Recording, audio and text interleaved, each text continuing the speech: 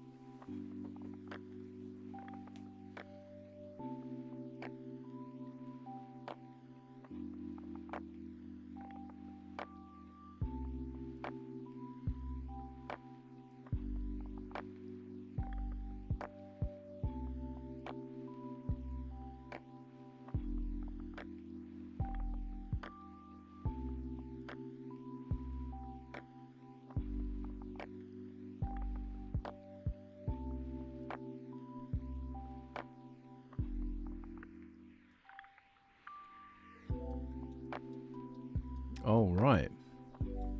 Hey everyone. Here they come, here they come. Can you hear me okay? Can I get an audio check in the chat, please?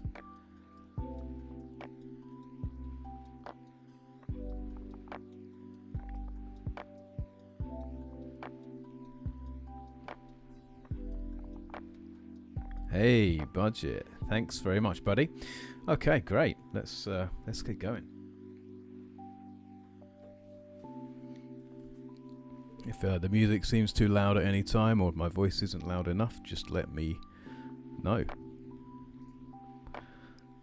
Good evening. Thanks for joining the second art stream. A little bit nervous tonight, truth be told. I was nervous the first time I did this, and I'm a little nervous again. I haven't streamed in 2 months, maybe more.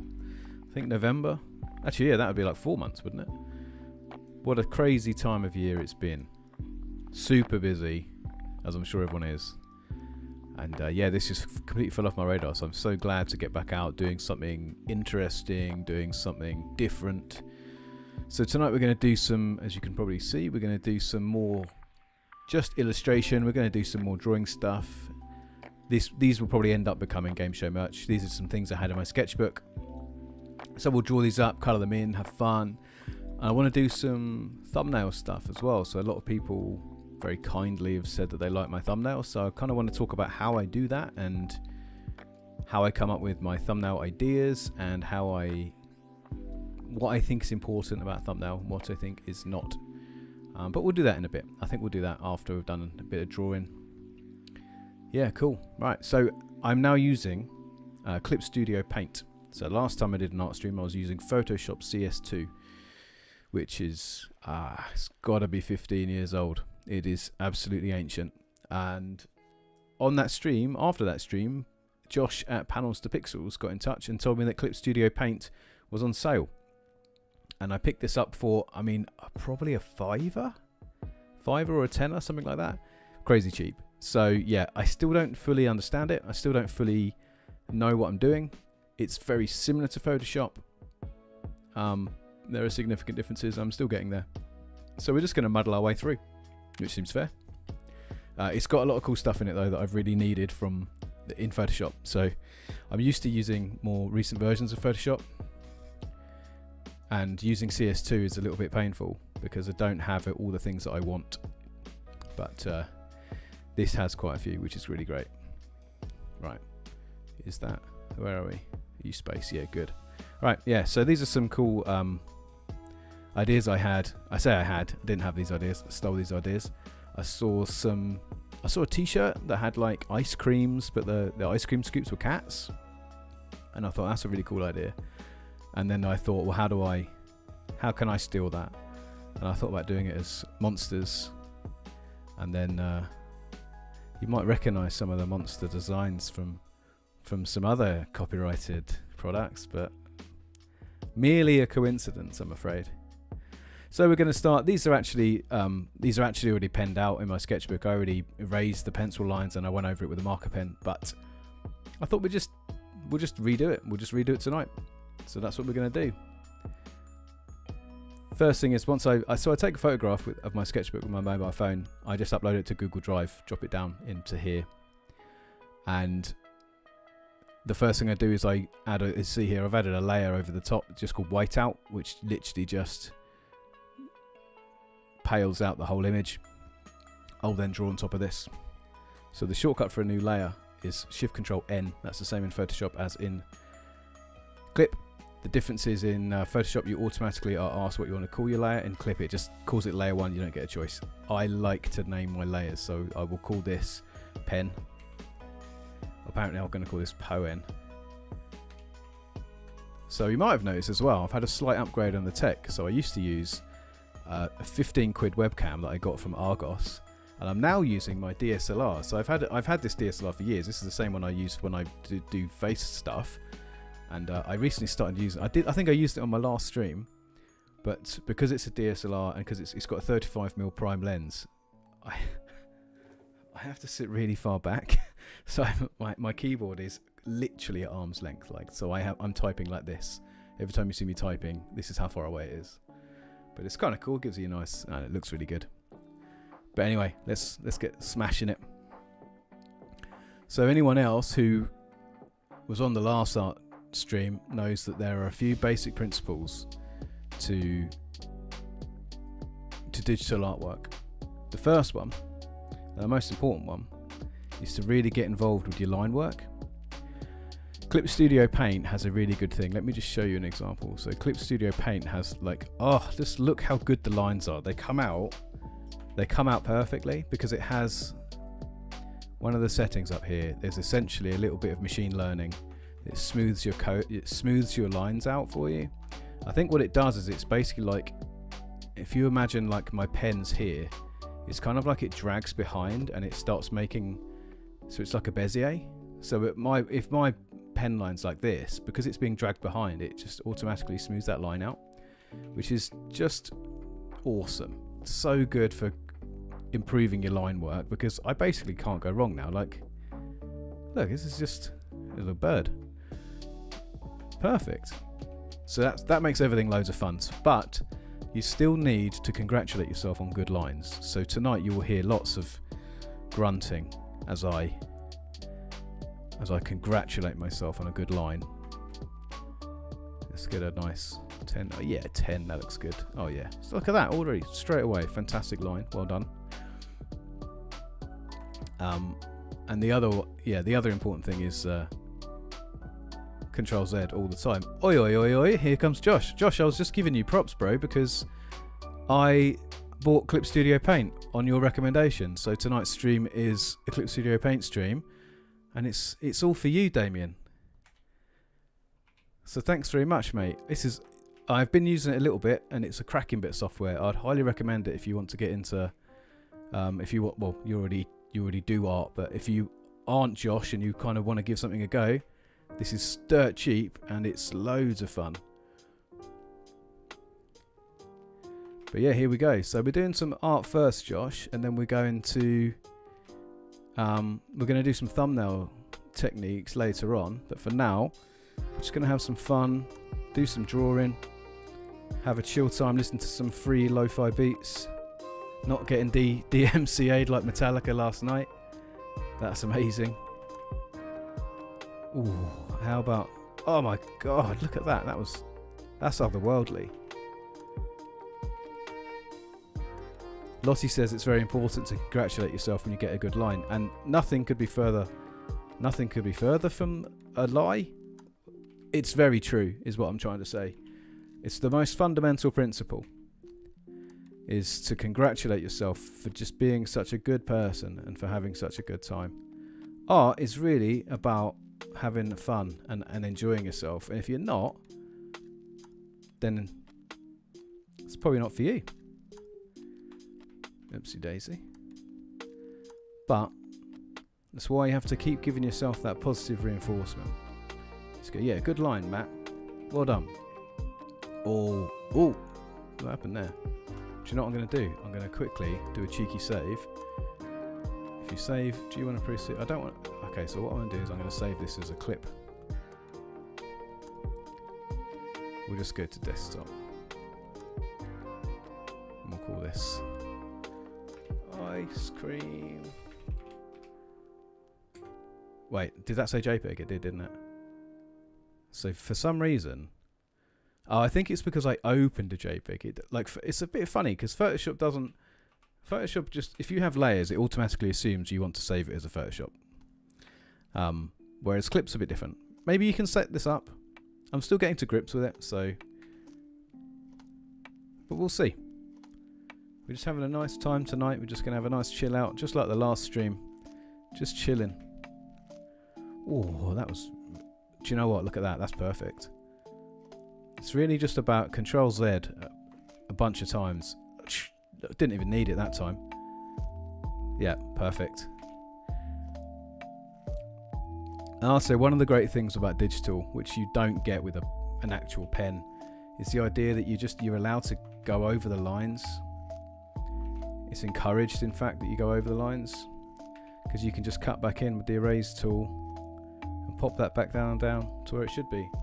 That's such a preferable way of working for me, because I mean, I make mistakes all the time, and when I sketch in my sketchbook, I like to use a pen because I quite like the liberating feeling of having to live with your mistakes.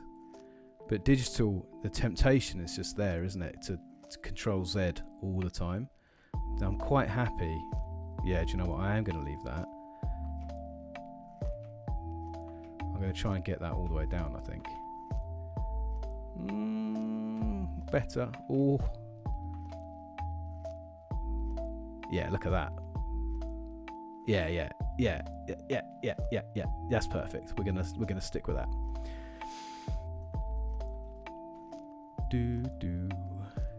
Whoa. This is like all these nice positive reinforcements. This is quite a tough one because this is quite a big shape, really, isn't it? I should probably smarten up my act here, and instead of trying to get this in one,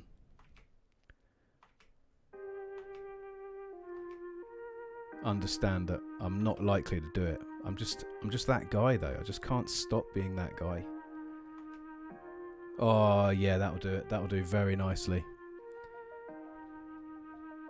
Yeah, Josh says the hardest adjustment for getting to digital is being too precious.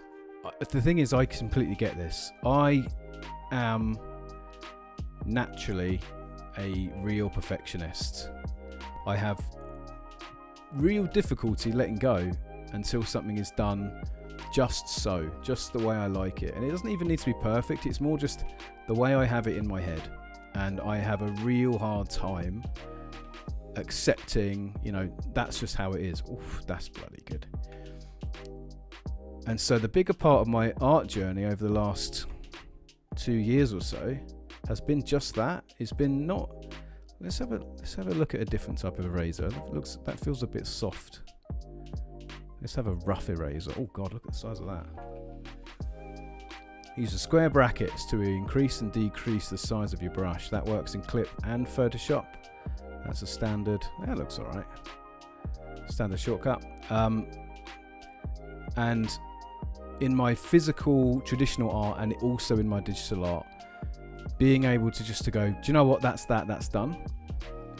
Not only is it liberating, but actually it improves the quality of your work. So not only can you just be happier with it, but there is, look at that.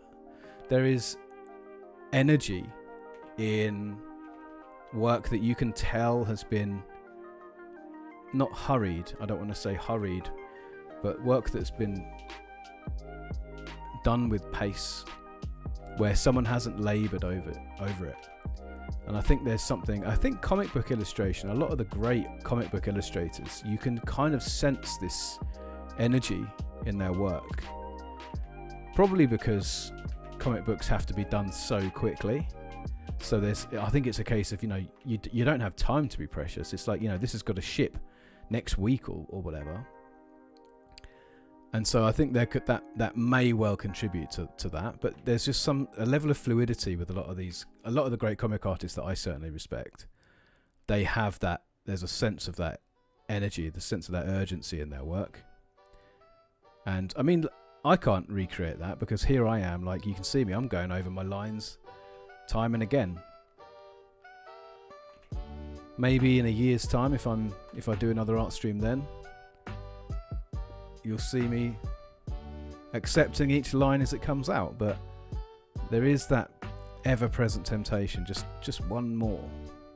I know on my last art stream, a couple of people mentioned it in the chat, like I would even do a very good line and then undo it anyway, just to see if I could do it better. And that's something. That's really something. All right, let's go. Yeah, leaving that. Yeah, leaving. Ooh, nah.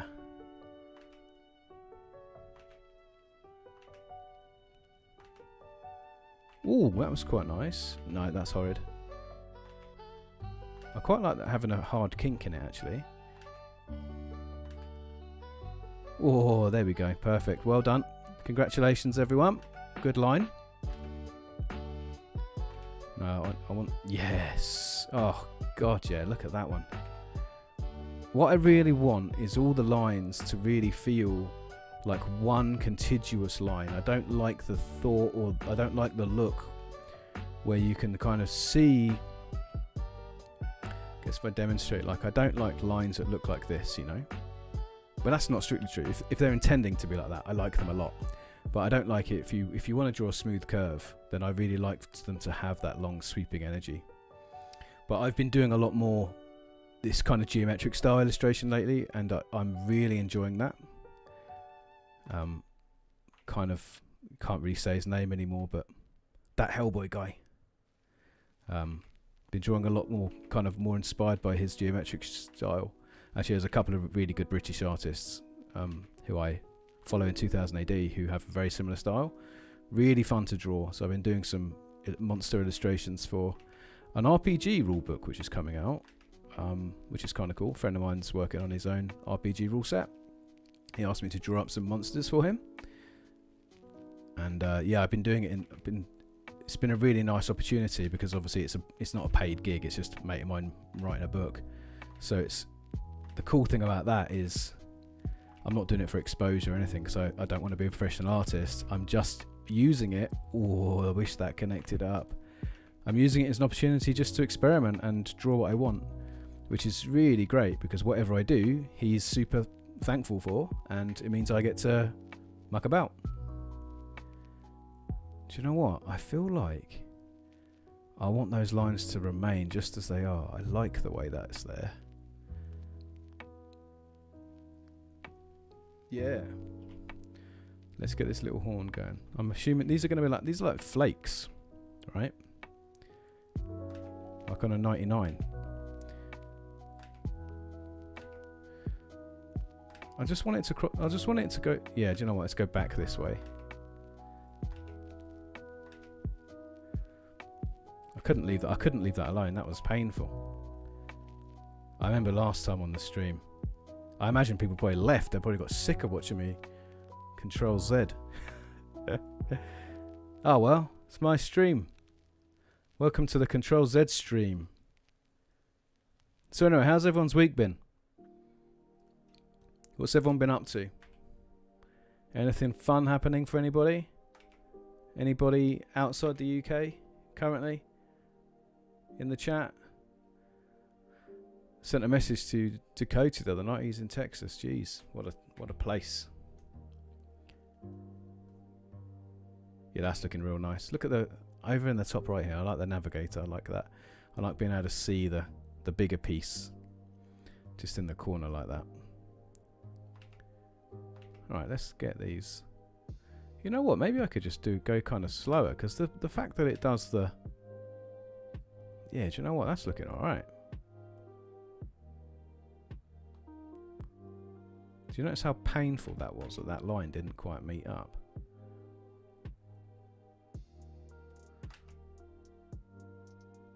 Oh yeah, that's it. That's how you do it. You go that way instead.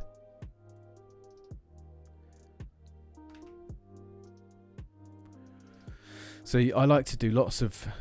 I think actually the reason for that. So look at this. This is actually great just to go slow. Maybe this is what I should be doing. So because I'm using the old version of Photoshop when I paint, I'm used to not having like this nice line technology. So the way you get around it is to do lots of really fast, jerky movements. And actually, turns out I don't need it. So maybe I'm going to stop doing that, and maybe we're just going to... Maybe we're just going to do this instead.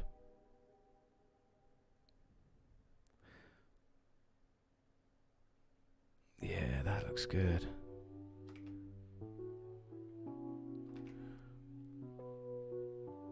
Now, sometimes you kind of have to look at... Yeah, there you go. You have to look ahead so you can see where your line's going to end up.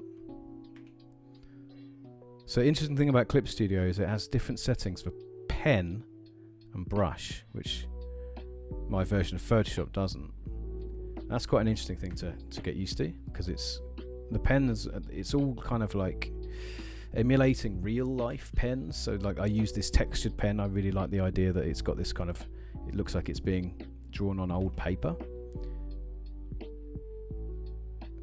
That looks pretty good.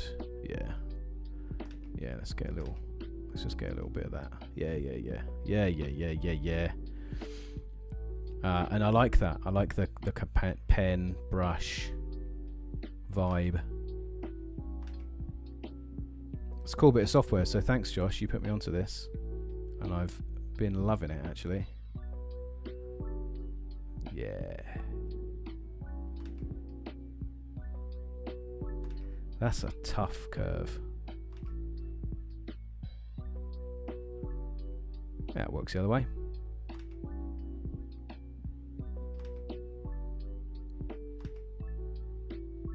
That bleeping sound on this track sounds like Sheikah Slate. Sounds like I'm near a shrine. Right, we need to get this done.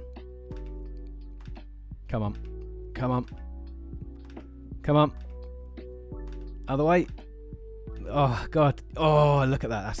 That's it. We've done it. Don't have to try anymore. First time. Got it right first time.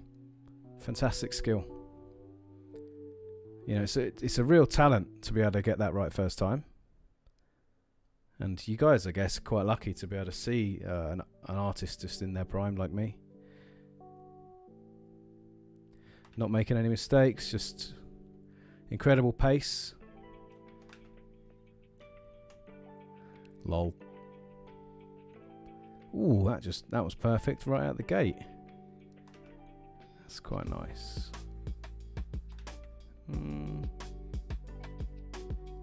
Yeah, that's it.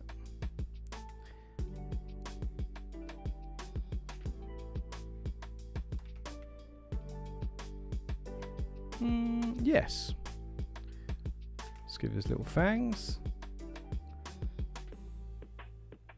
There we go. Little gob full of fangs.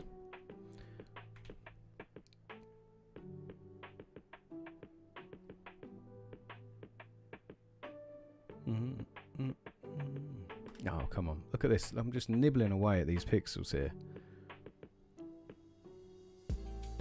Hey Mark, thanks for joining the stream. Last time you joined right at the end. So I'm glad you made it on time this time. Fixated by your lines. Thanks very much. That sounds like a very good thing. I can't take all the responsibility for it. The software actually does a lot of the hard work. It does so much heavy lifting. I mean, I still control Z like an absolute monster. Oh yeah, that'll do. And I think that actually should be more like this kind of shape. Yeah, because it's just, I want it to look melty. I'm melting. Oh, that's all right. You say good memory, Mark. Perhaps you assume that I'm very popular and I do lots of streaming and I have lots of people to remember. This is not the case. I think that was the last time I streamed, actually, when you joined in.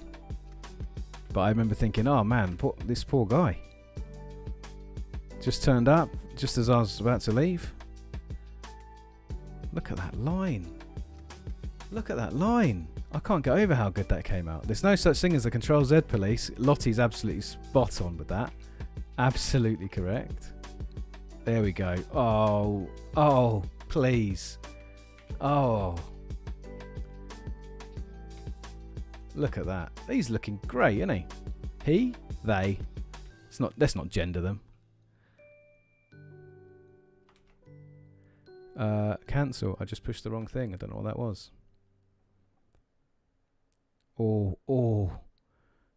That just the curve on that. Okay, I'm going to keep going that way because that was going so well.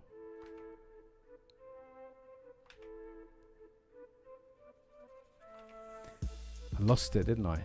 Well, I say that. I think I brought it back with that one. Just a bit of touching up there.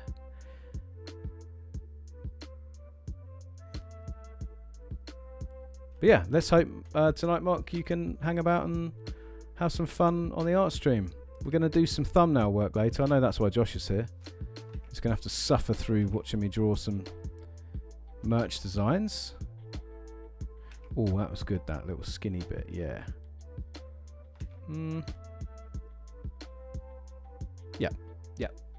Yep, that's it. And let's put a little bit of... Yeah. Look at these guys. Let's zoom out. And have a little look. Yeah, it looks cool. That looks really cool. Little saw stripping on his head. Good times. So obviously you have to have two different types of cone if you're going to be drawing ice cream demons. What's your favourite kind of cone? And why is it waffle cone? Oh, that's Control X. Oh, that's Control... Because I'm doing cut. Right, cool. I might have explained earlier on in the chat, but my keyboard's really far away. Due to the camera, I have to have my keyboard really far away, so I'm leaning in probably further than I should be. I wasn't even looking then. I was looking at myself in the camera, and I just did the best line of the stream. Well done, everyone. Well done. Congratulations all round. Absolutely excellent. I like how it's just a bit like waffle cone is just a bit like that. It's just a bit like that, really. Just that shape.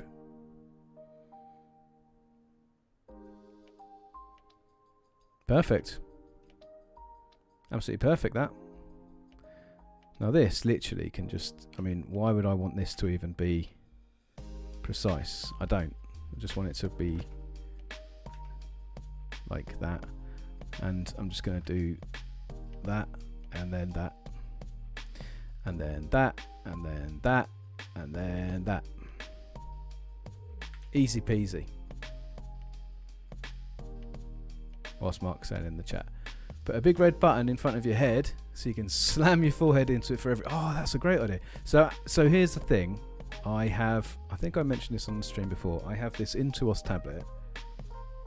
Can you see that? And you can see here next to my face there's a bank of buttons, and you can set the buttons up to be a single button, or you can actually set them up to be like multi buttons, so Control Z or that kind of stuff, like almost like a macro. And I've set mine up exactly for that. So one of the buttons on this does Control Z, but I've forgotten which one, and I'm just so used to using the keyboard. Do you know what I'm going to do? I'm going to sit back here and I'm going to try not to use it. Let's find out what these buttons do. What's this one? Oh, look, it came up and it said it. That was good. How do I get to see that again? Ah, yes, look at that. Display toggle. Shouldn't have, I think this must have defaulted touch on and off, settings, precision mode. Let's go to settings. Whoa. Pen, express key, properties. Do you reckon this is why it's doing it now? Yeah, of course it is. Right, modify shift, control, alt, yeah, that's fine. Display toggle, who cares about that? What you want to do is we want to say, nah. Keyboard, undo, precision mode. Nah, yeah, fine. So, did that work? Yes, it did. Awesome. Maybe I should set one of them to be redo. But there we go. Let's just do this properly for once. Let's sit back, not be hunched over the keyboard. Gonna get myself real comfy. We're just gonna chill. We've not got nowhere to be tonight. Saturday night, just chilling. I've got a couple of beers. Just gonna learn how to use this tablet, learn how to use this software. I'm not putting any pressure on myself. Oh my god. I've just seen that comment. Come through and I don't know what to say. A bad time to say I make my thumbnails in a mix of Movie Plus, X6, PowerPoint and Paint. None of those are acceptable pieces of software to make thumbnails in. I'm not saying you need to use Photoshop, but you could. Or you could get, the thing is, you can get, there's so much cheap software out there now. You don't need to buy Photoshop. This Clip Studio is super cheap. It's got pretty much all the functionality of Photoshop. Well, probably more actually, depending on what you want to do with it. But also you could get something like, I don't know, does PaintShop Pro still exist? Wait, don't do that. Yeah, do that. P. So I'm going to have to set a few things up on here because P is for pen. Budget's watching this to learn. Okay, that makes sense. Now look, do you remember what I said before about how I don't like lines intersecting? So I'm going to have to change this. That's going to have to go there because I don't like it when lines meet when they're not supposed to meet. It's just a bit of a thing. I think it's visually busy and it upsets me a little bit. Oh, this is pretty good, isn't it? Just sitting back, relaxing.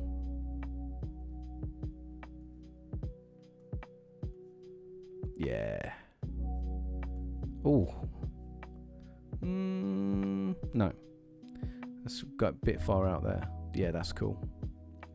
We'll have to have one more. No, because look, it touches that line. It's going to have to... Oh, this is tough because it needs to come up. Oh, I know what we'll do.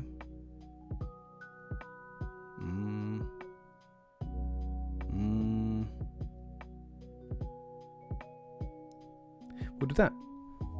Job done. Oh, Mark, so I'm going to say, I do not believe that people can't draw. Everybody can draw. It's just about finding your level. It's about finding what you're comfortable with, finding what you enjoy, and then doing that. So I genuinely believe this. Not everybody can draw the same things, so there is obviously going to be levels, but everybody can draw. Everybody can pick up a pen and put a mark down on a piece of paper. And really that's all there is to it. This software is great. I'm not really one to advocate getting a tool to make you a better artist. It's a very easy, very, very easy fallacy to fall into. I do it myself. Like I buy myself a new pen and I'm like, yep, going to be much better. Like especially if I find out a given artist use a certain brand of pen, I'll go, yeah, I'll buy that pen, then I'll be as good as them. But for things like the way that it guides your lines, the way that it smooths out your imperfections, it certainly makes you feel like it's doing a lot of heavy lifting for you, and it certainly makes it feel like it's easier to draw. And it's cheap, so give it a go. Like I can't remember how much this was when Josh told me. I think it was either a £5 or a £10. And software like this is always in a sale, or it's on Humble, something like that. So you can always pick this stuff up. Hey Scott, Scott's in the chat. Hello mate. Thanks for joining the chill art stream vibes tonight. See, and that's the thing. See, Scott just said in the chat, I can't draw. All I can draw is stickmen and dicks. So actually what you're saying is you can draw. You can draw stickmen and dicks. Everyone can draw, perhaps we can't all draw the same thing. But let me just demonstrate something, right? So talk about drawing. I could show you a million artists, literally a million, who are more talented than me because they pay attention to fundamentals. They pay attention to the human anatomy, or they pay attention to foreshortening, or any of the kind of traditional skills of art. And I tried really hard to try and learn those fundamentals. Fundamentals is the word. And they don't stick. And actually, it turns out they made me really miserable. Trying to learn proper proportion, trying to learn proper foreshortening, all these things. It made me really miserable, and it made me not enjoy art. And I think there's that, I don't know what that is, if it's competitiveness or just there's that human aspect where we always tell ourselves we need to be better than we are, we need to try harder. I think that can make people, I know it does it to me, I know it can make people really just not enjoy doing a thing. But so Lottie, who's in the chat now, is a fantastic artist. You can follow her right now on Instagram, Studio Lottie. But Lottie's art style is not what you would call realistic. It's not what you would call like fundamental. But she has an incredible amount of creativity, and she really enjoys her art, and it shines through in her art, and people like it. But like, do you know what? See this? This is drawing. And this is what I mean when I say no one can draw, because this is drawing right here. This is making art. Mark making is one of the most fundamental parts of art, and it's one of the things that I never got taught when I was learning art. No one ever sat down and said, just have fun making marks. Like, what kind of different marks can you make on a page? And you can very, very quickly, just from, just doing some different, let's do some different directions. You start making some kind of cool looking stuff, and it's like, oh yeah, I'm drawing. I'm drawing bits of art. It's whichever way you want to go. Let's go like that, and suddenly you're building patterns, and you're building things that are fun, and you could do this for hours. You can do this while you're on the telephone, or you can just do this while you listen to some music, just kind of having fun, just putting down some marks, just having a good time.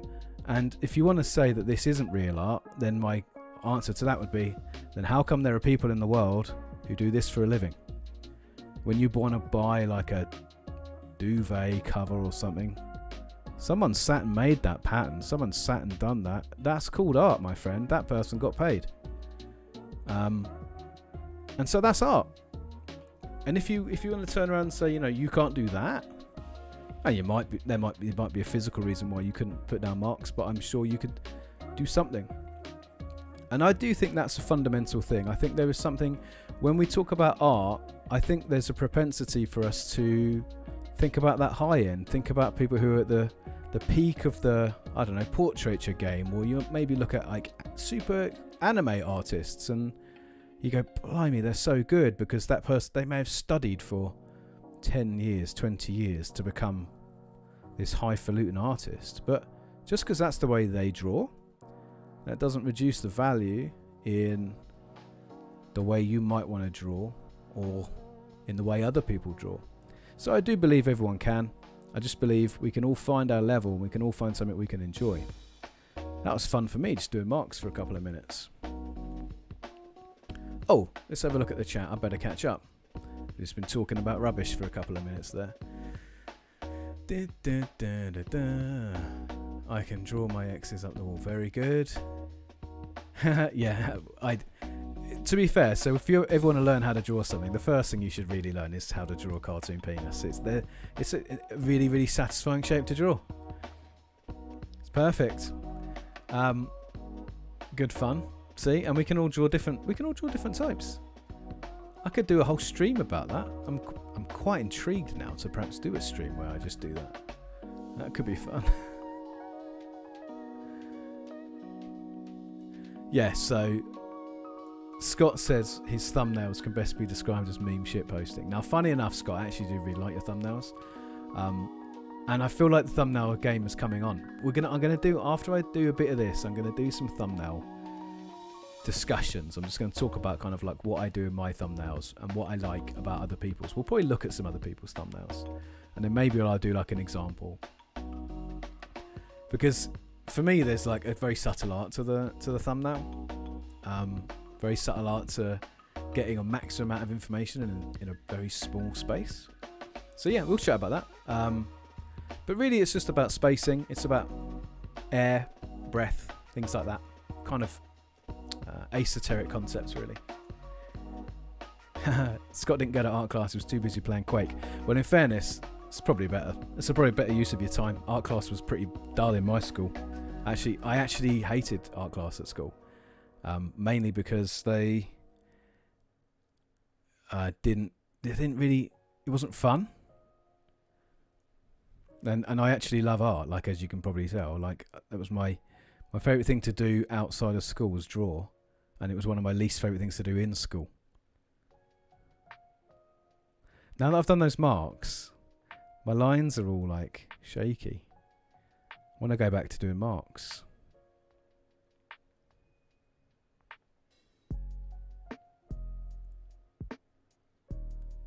Also, mark making is a name. That just struck me now. You could change Mark Dell, change your name to Mark Making, and then there you go. Yeah, that's your artist persona.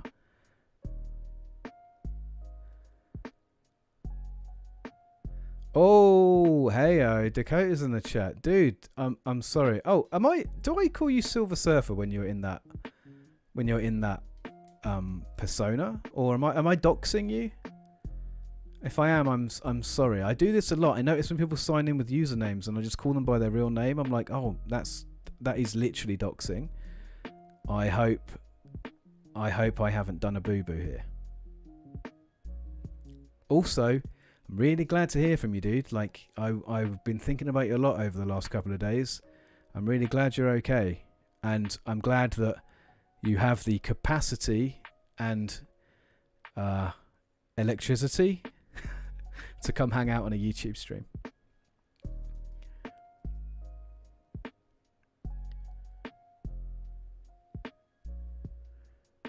Anyway, Silver's favourite art style is drawing conclusions, everyone.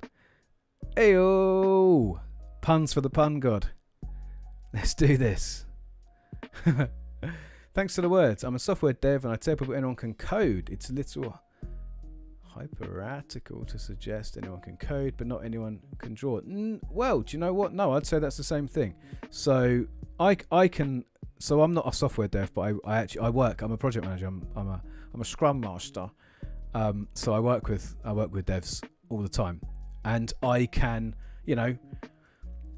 read a little bit CSS. I can figure out what some things mean. I've done a bit of like scripting.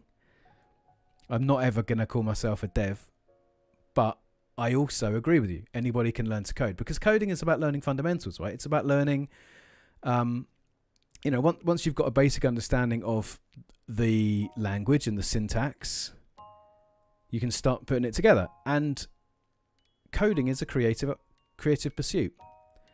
Just the same as anything else, it requires lateral thinking, it requires problem solving, and so it's creative. Once you've learned a basic set of tools, you can then start to become creative with it. And drawing is no different. Drawing is about learning a system of tools, and the great thing about drawing is there's no language that you have to learn. You can learn the things that you like, and you can leave out the things you don't.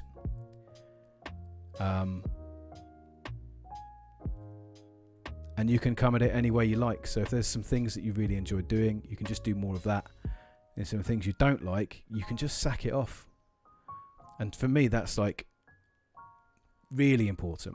The ability just to go, yeah, I don't really like that bit, so I'm not going to do it. I don't want to do realistic artwork, so I'm not going to do it. That's where I'm at. But I tried quite a long time, and then I just realised, not that I couldn't, but it was the amount of time that I would have to spend. Oh my god! Oh my god! Someone clip that. That's unreal. That was unreal. That was so good. Sorry, I interrupted my own train of thought because that was so good. I think I was saying something like about how long it would take me to get good, and so I decided I didn't want to, which is about right. Because I can decide what I like. I can decide to do what I like. Mark, what do you do as a Scrum Master, if that's okay to ask? I find it difficult to find where Scrum Masters often fit into our teams. Oh, do you mean literally what does a Scrum Master do? Okay, that's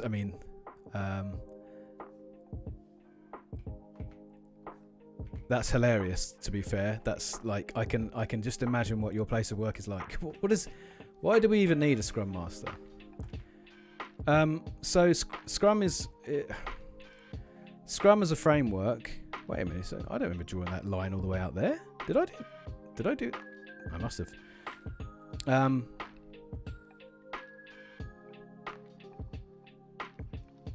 Scrum as a framework is basically about coaching people in collaboration, communication, transparency, courage, and a variety of other tools in order to be more efficient. It's really about reducing blockers, reducing anything which is preventing the work from getting done. And I forgot you can actually, do you know what? I forgot that you can do this. This is one of the best things about Clip Studio. If you're having difficulty with a curve, you just turn the page. Ooh, it's a little tight, but do you know what? We'll run with that. Oh, phrasing. Yeah, we'll have that. And then we can set that up here to 0. Oh, I completely forgot that was a tool. So yeah, so it's really just about removing blockers, making sure everybody's got everything they need, and making sure you have all that efficiency built into your teams. I'm assuming you don't have someone like that in your team. So I'm assuming you basically self-organize, which is fine because Scrum's really about self-organization anyway, but I'm assuming, you don't have someone who comes along and asks you if you're doing okay, asks you if there's anything you need.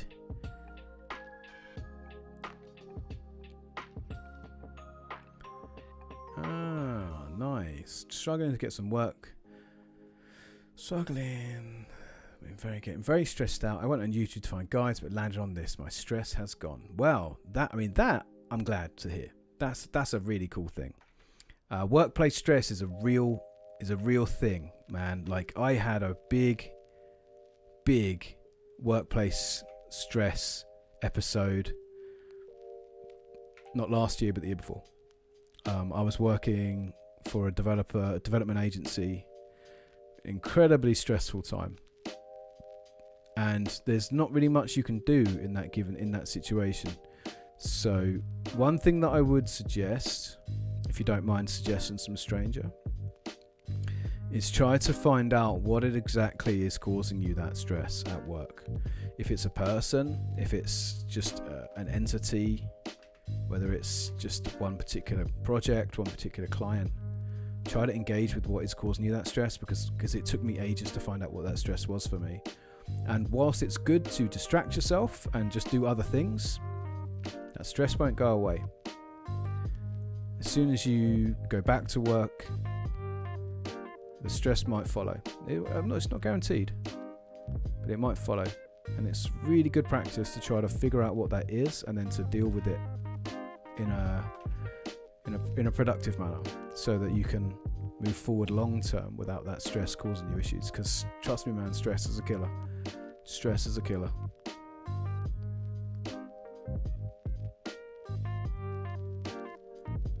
good vibes means finding out what's causing them bad vibes. Sometimes you got to engage with them bad vibes so you can figure them out and remove them from your life. Ooh, how about that?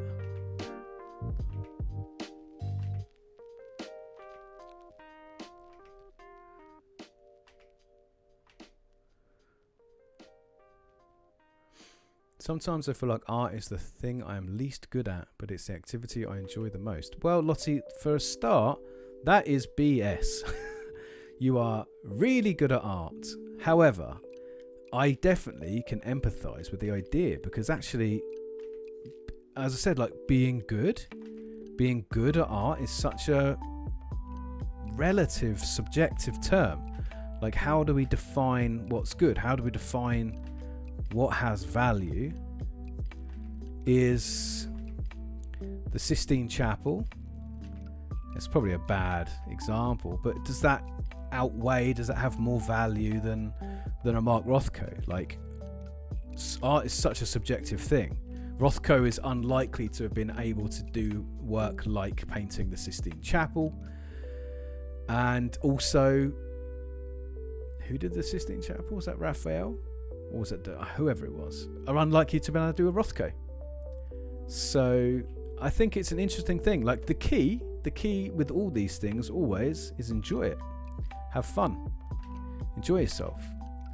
If you're not doing those things, then it doesn't matter what you're doing, because actually it's null and void.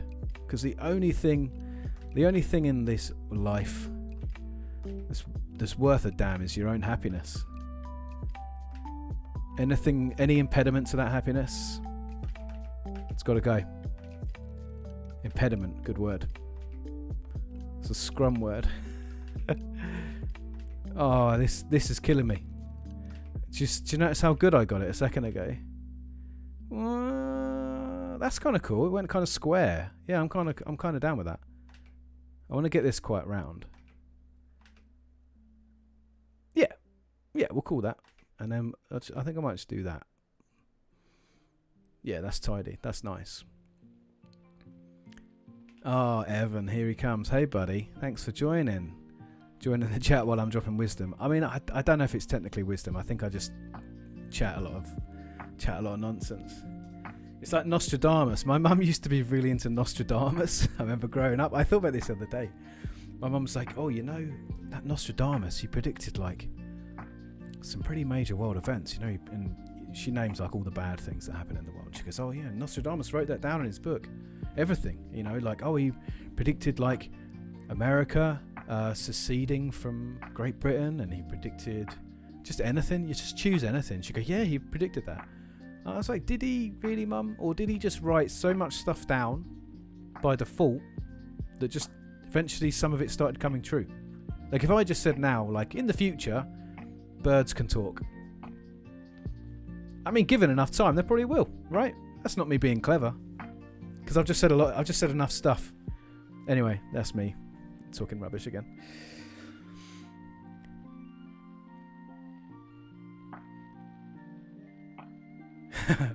I like it. Only one member of 1117 can exist at the same time.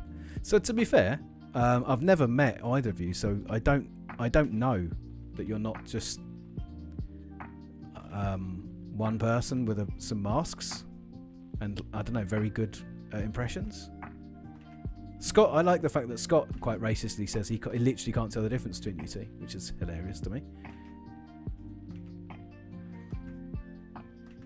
Oh, come on. Oh, just there you go. Just got annoyed and it went perfectly.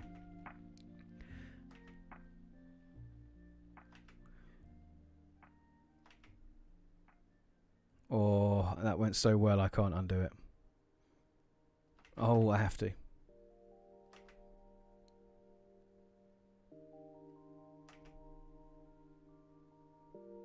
Oh, come on. Look at this. This drip's killing me.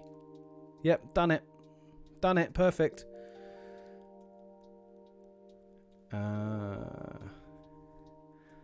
you know what I'm really glad, Mark, is that you came onto YouTube looking for development, project management advice, and then you landed on the stream and I actually am a project manager, so that's pretty cool.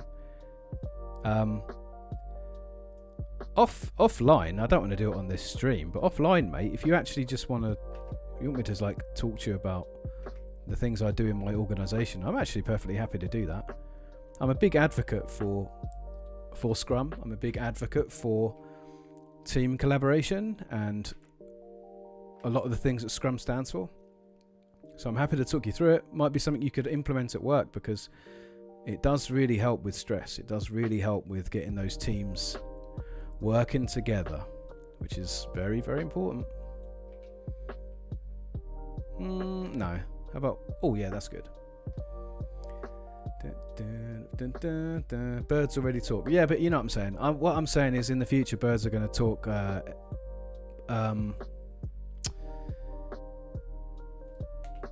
what's that? Oh, I was just trying to think. What's that really funny language that only like 30 people still speak? It's like... It's not called Esposito, but it sounds similar. Why can't I think of it? Anyway, I'm saying birds are going to speak that language. That's going to be the new language of the birds. They're going to speak Latin, actually. Do you know what? They're going to speak Latin.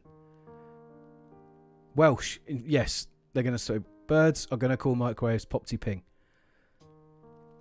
Which is the greatest thing about the Welsh language, by the way. They call a microwave popty ping. It's incredible. It's like a Lord of the Flies language. Mildly xenophobic.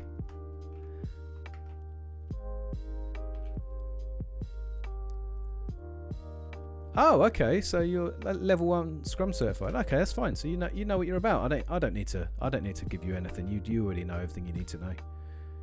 Oh, look how well it went that way. Yeah, that's it. That's perfect. Let's do this one the same. I feel like these eyes would be like maraschino cherries. Get them in ice cream, right?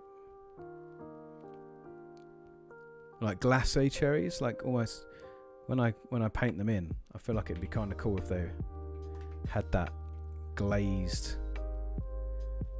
kind of vibe.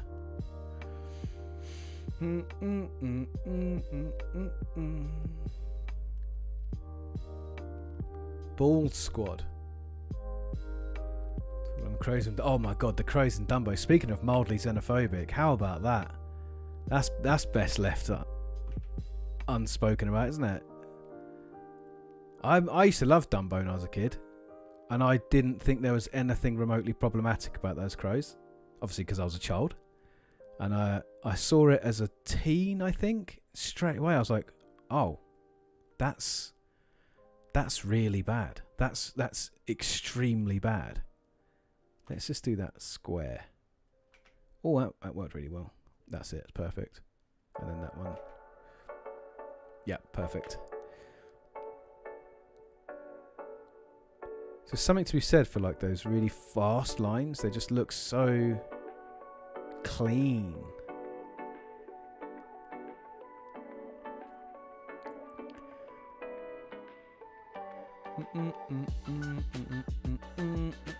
Who else is in Bald Squad?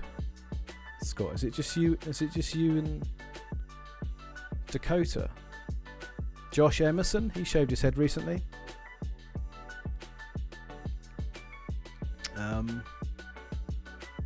Yeah, I can't think of anyone else in the space. As you can tell, at my age, I still have a beautiful full head of hair, which I'm very pleased of. Unfortunately, it is rapidly going grey, which is... no one prepares you for that.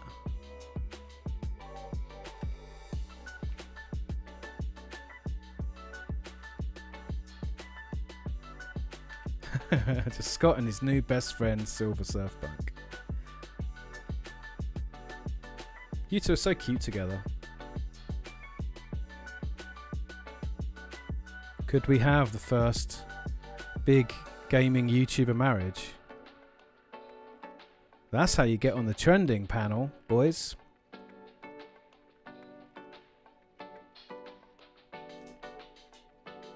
Sidemen Tinder Grinder in real life or something. Right? That's what the kids are into. Yes, yes, Evan's shipping it. Let's go. Let's go. Ship that. The hottest ship since Avatar: The Last Airbender. Am I right?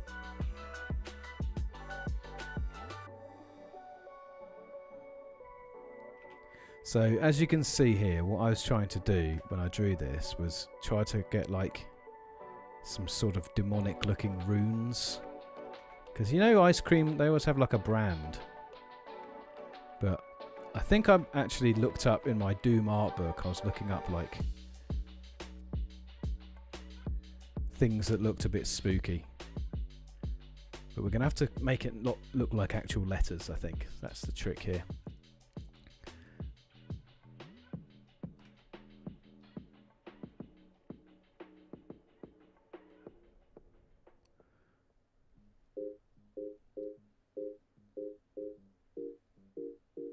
That's better. That's more fun.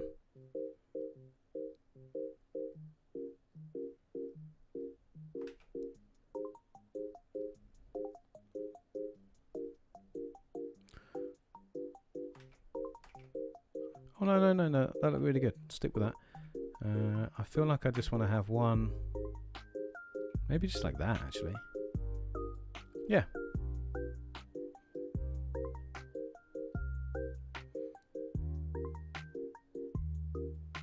Yep, that looks good. That looks good. Hey! Bance Ferdinand's in the chat. What's going on? How are we doing? Welcome to the Chill Art stream, where so far we've spoken about shipping Scott's Game Asylum with... Yeah, do you know what? It does look like it says Hag, doesn't it? It does look like it says Hag. And I don't want it to look like it says something. So, do you know what we have to do? We have to do something about that. We have to do something about that right now. How do we do... I changed all the panel earlier. So, I don't know how you do like... Oh, there you go. Is that it? No, that's a speech bubble tool. Where's the... I want to do a... There you go. We need to do something with this. This looks too much like a letter that already exists. So maybe we get rid of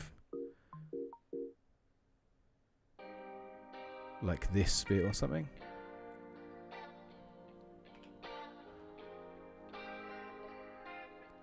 There you go. And then what if we did that or that? Does that look less like human language now? Yeah, there you go. That's it. Done. Yeah, so we've just been shipping Scott with Dakota. That's been fun. The Board Brigade. I think they said they wanted to be... I'm pretty sure they said they wanted to be called that.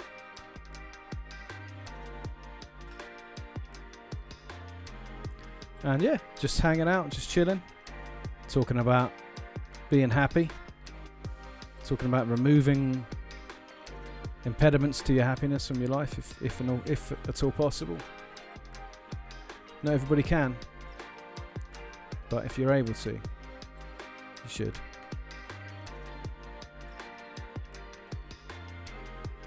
Board Brigade's good. Okay, fine, if you like it.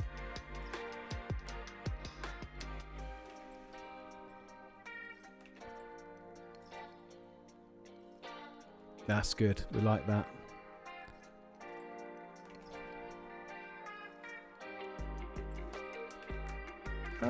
Oh, does that? Do you know what? I like that. I'm leaving that as is.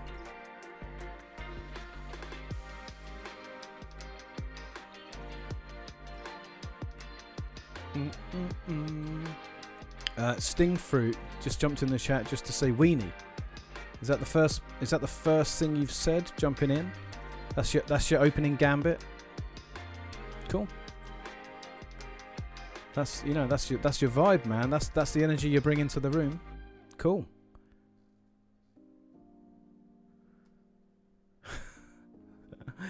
That's what you're up to.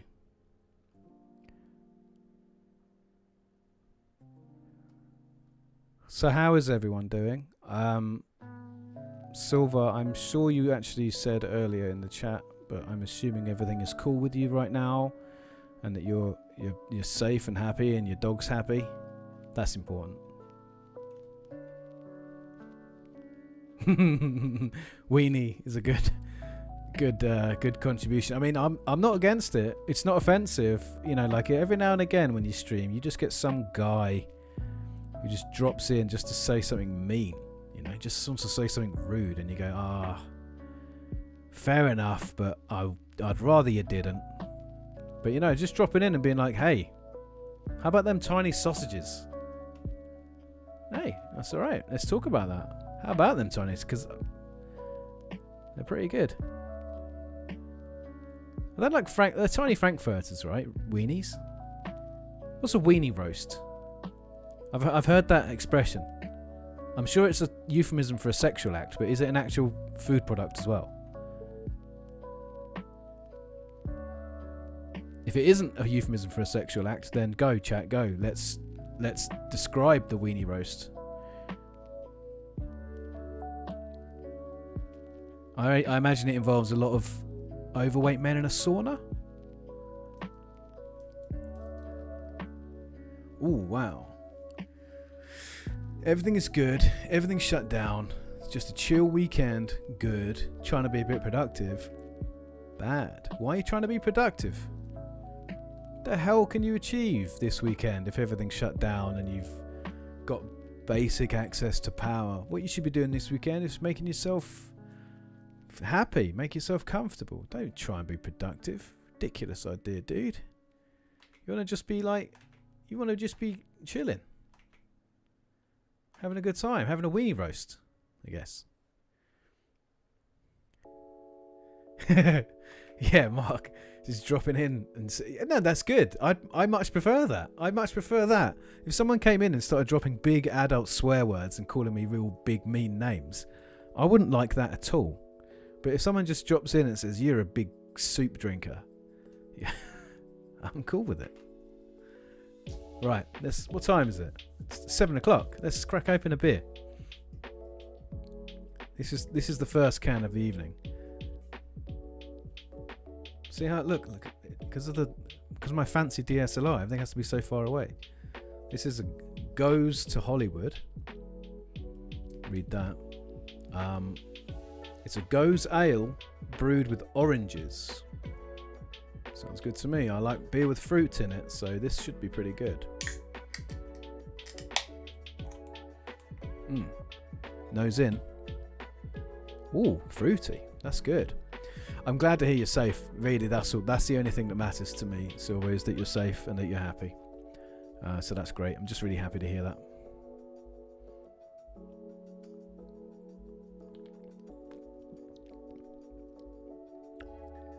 Oh, that's great. That's really good. Oh, that's really orangey. I like that. I like that very much. It's from Marks and Spencer's, all of you out there who want to drink this Goes to Hollywood. That's G-O-S-E, by the way, Goes. I think it's a beer type. Very, very yummy. Right, there we go. That's our lines done. That was alright. That took an hour. That seems fair. Chilled real well when we were without power. Finished most of Watchmen. I assume you mean the TV show?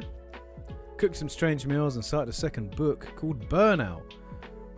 Is that about the mental state, or is it about the early 2000s computer game? Both of which are subjects I'm interested in talking about. Hey Josh, welcome back. Had to duck out, but looking wicked. Thank you so much. That's very kind of you to say.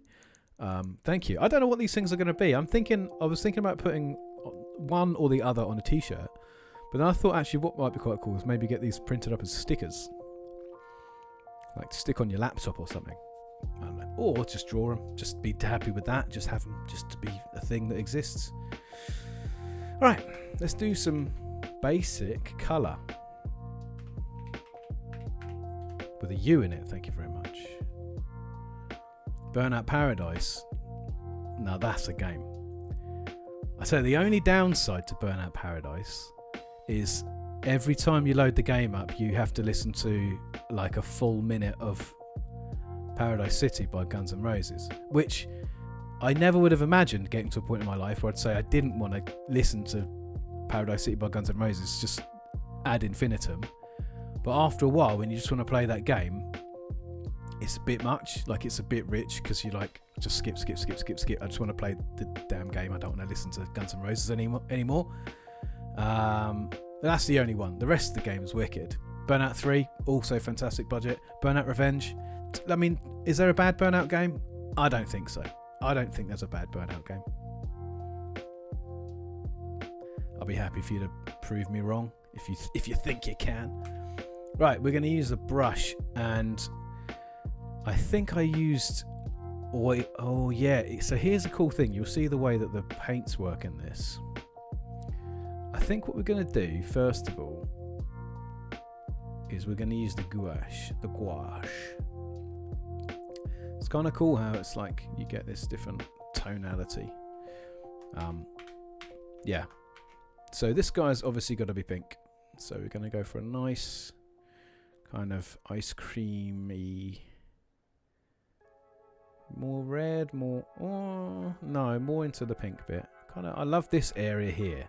This is one of my favourite colours. This colour here that's like halfway between red and pink. What's that colour called? I like that colour a lot.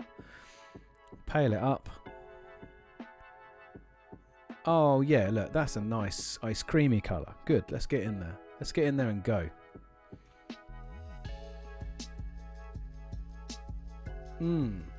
Nice.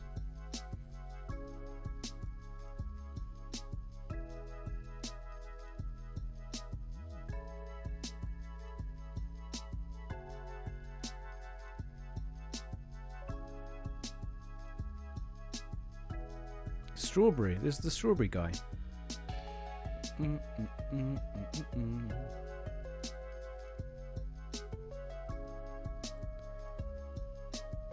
Wow, I didn't know there was Ecto 1 in that game. That's cool, man. It was a bit... I think the thing about Paradise is it did... I never finished it because it just started getting a little bit samey. You're just doing the same challenges, just each time the rest of the cars are just a bit quicker. And after I'd done sort of like, I don't know, 100 or so missions on it, I was like, yeah, I think I've had enough now. I think I've had enough of this game. But it's still a great game. The studio is making bad Need for Speed games, and the original developer making Crash Mode. Oh yeah, what was that Crash Mode game called? I remember when it came out. I'm pretty sure Raph might have done like one of his 10-second reviews. I think he may have covered that in one of them.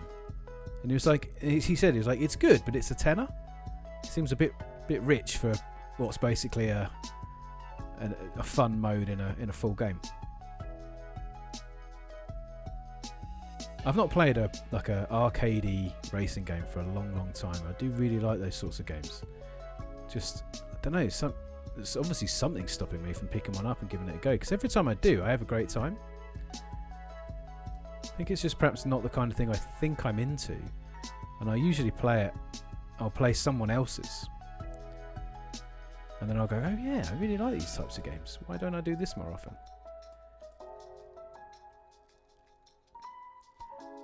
I think Need for Speed is... I played the old Need for Speed on the PC. Maybe Need for Speed 2, Hot Pursuit. I definitely played... I think I had a demo that I got with PC Gamer, and I played that a lot. So I feel like my Need for Speed experience is a very PC-centric experience. And my Burnout experience, that was my console. That's my console equivalent. No Forza. I never played Forza Horizon. I heard it was good. I think I've seen other people play it, but no, I definitely didn't play it myself.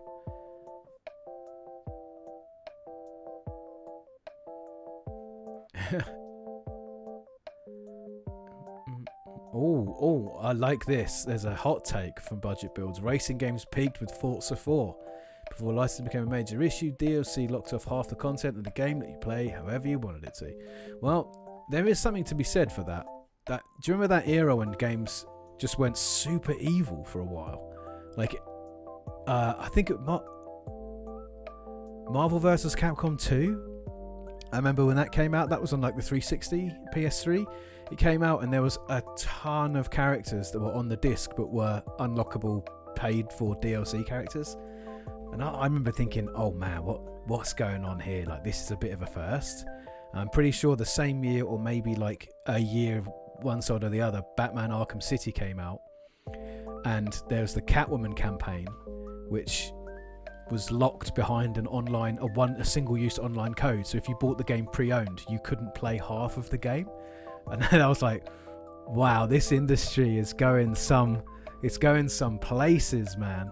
It's going in some directions. This is going to be a kind of like, no, like kind of this. Yeah, like a caramel colour. Right? That's going to look nice. Oh no, let's get it next to that pink, because that's tonally, look, they're very similar.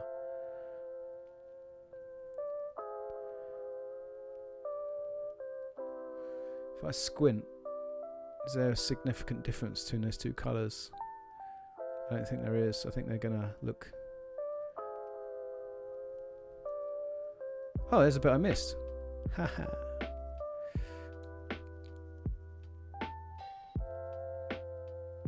Yeah, so... you have to do a lot of squinting when you colour. There's a little thing. Actually, if I made it darker at the bottom of the pink, then that might look okay. I feel like I'm going to kind of go down a little though. Oh, that's night and day. That's so much better. We can figure something out. Does this look like an appetizing colour? I feel like that's an important question to ask.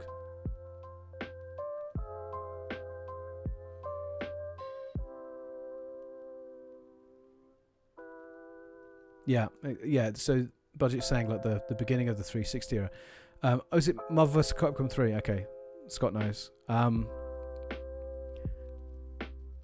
Yeah, it was just something in the air. Oh well, Mark's saying that darker looks better, so let's go with it. There you go. A democratic process. Why not? Don't usually advocate that kind of approach, but it's all about them chill vibes tonight.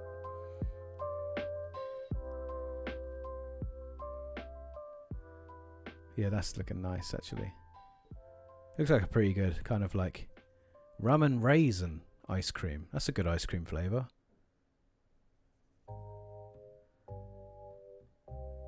The best ice cream flavour though is mint choc chip, in case you were wondering. Do you have mint choc chip ice cream in America, please? Can some Americans please tell me, does that exist? Because that feels like that's not going to exist. I reckon that feels like that's going to be a British only.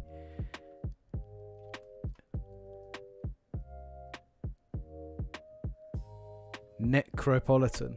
Oh my god, that's the name of the design. That's the name of the design, Josh. Oh, mint choc chip is here too. Where's here? Where's here? Please tell me where here is. Because it's such a great ice cream flavour. Just, I don't know, like something about it. It feels like it's one of those weird, quaint... Yeah. Oh god, look at us. We're all agreed. Yeah, this is amazing. That's why I love hanging out with you guys so much. Validating all my life decisions. Oh, nice. I had to say, Mark, I assumed that you were British because Mark Dell is an English name. There's no doubt in that.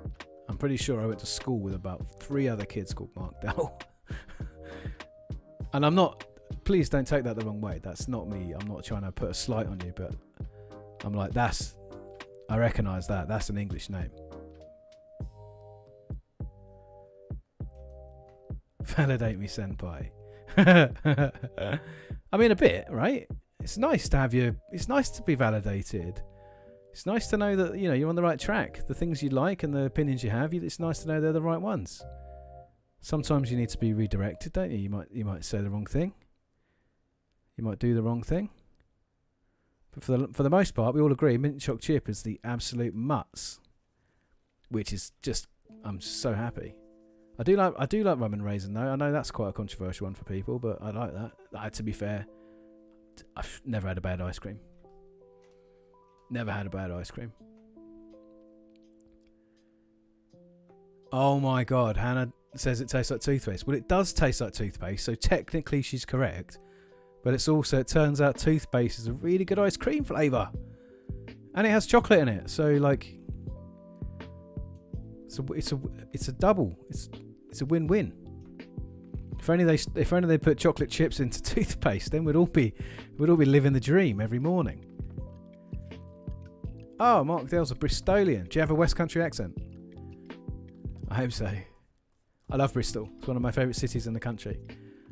Funnily enough, it turns out Scott and I were at a gig in Bristol years before we knew each other.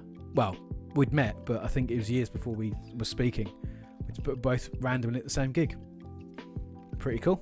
Down at the Fleece. Yeah, love it.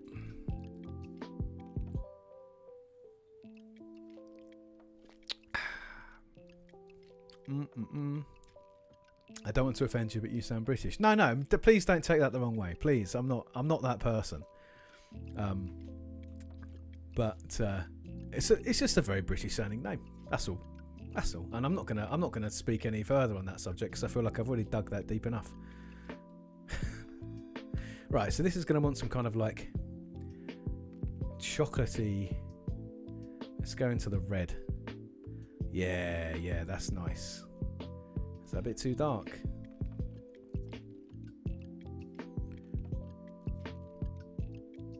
If I'd have thought I could have made these like big raisins, in which case I could kind of make it purpley. No, we're just going to get that down. We're going to get some flat colour down. You know, it's kind of cool. You see the way, like, if you do it lightly, you can like blend. You can even blend with the white that's already there. I think that's really neat.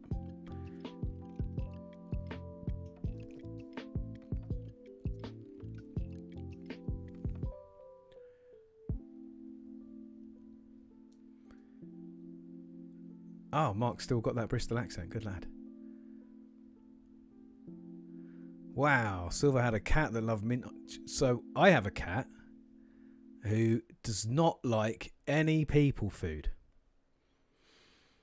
Like I've never known a cat to not want something that you're eating. And yet this cat won't eat a thing. And I desperately tried to get him to eat things because I know it would be adorable. So I'm like, please eat the people food. It will be adorable. We'll all just sit around and go, oh, and take photographs of you for our Instagram. Why won't you do this? And he refuses. He only eats cat food. And like, on the rare occasions, because I'm a bit of a snob, on the rare occasions where I have to get him like corner shop cat food, you know, like really cheap 99% rusk cat food that will probably give him like bad skin, and the vets always say you must never feed your cat. He absolutely adores it. Wolf, sit down. Madness. And then I'll go and go, oh, I'm going to treat him. I'm going to buy him some like Waitrose or Marks and Spencer's finest cat food, and he'll look at it, he'll be like, this looks like people food. No, don't want it. No. Not interested. I always buy him a little Christmas dinner at Christmas. Like, we go and get the fancy one that comes in a little tin, like in a little you know, I don't know what those things called, like a little sachet, but like a metal one with a lid. I get him a little fancy Christmas dinner, and he just sits there. He's like, "What's this? Where's Go Cat?" Funny little creatures. Still think he's pretty good though. Pretty good guy. Oh yeah, no, that was really good. How he ate cake. Because we just leave food out because it doesn't matter. Like if you have a pet, if you have a dog, especially, if you leave any food out, it's as good as gone. So because a cat doesn't care, he doesn't eat our food, we're always leaving food out. Like if you just have something and you know, leave it out to have a bit later. And yeah, the other night he just came along and just started eating this cake. Like just eating marble cake. Blew our minds. Couldn't believe it. That looks pretty good. I'm unsure about the colour of those little things, but I'm just going to move on. I will do the inside of the mouth the exact same colour though.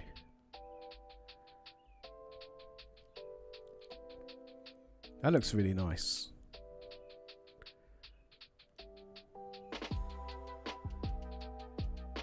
Oh yeah, Mark, this software. Oh, sorry, back up. Josh asked earlier if I'm using the standard Clip Studio brushes, and yes, I am, because I am still very early on with my learning curve with Clip Studio. So I'm just using the standard brushes that come with it. I'm still getting to grips with it, deciding what I like, what I don't like, etc. And yeah, it's definitely punching above its weight. It's an absolute bargain. It's an absolute bargain of a piece of software. That looks alright, doesn't it? That looks pretty good. Oh, that's a good shout. Is that Krang? It's not, but it... Do you know what? I'll take it. So now this has kind of got to be like kind of a red eye. Where are we going to go? Like up here? Kind of this vibe. Brighter.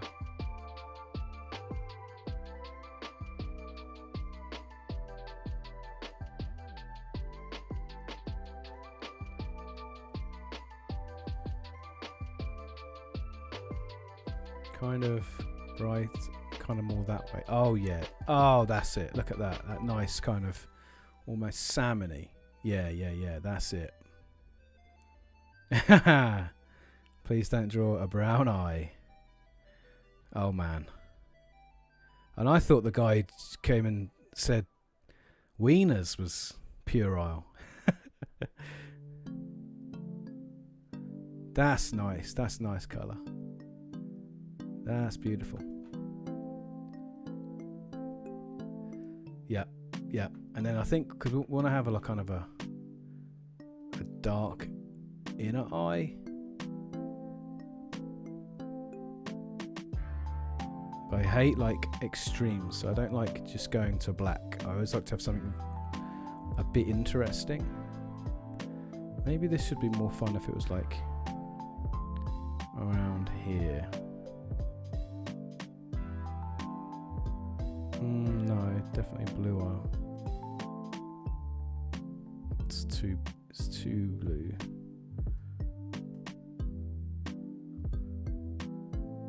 Yeah, that's interesting.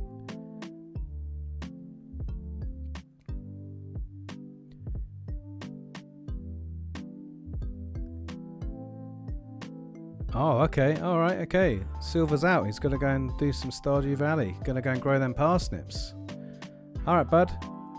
Grow them close together so you get the mega parsnips. Let me know how that all goes. Yeah, Lottie is a big fan. I think I sort of unfairly call her out every time somebody mentions Stardew Valley. But we're into City Skylines at the minute, huh? That's our new thing. Love a bit of cities. Yeah, I'm feeling like that's a. Let's get a bit of a zoom on that. Yeah, so I think that the horns might be a little bit too dark.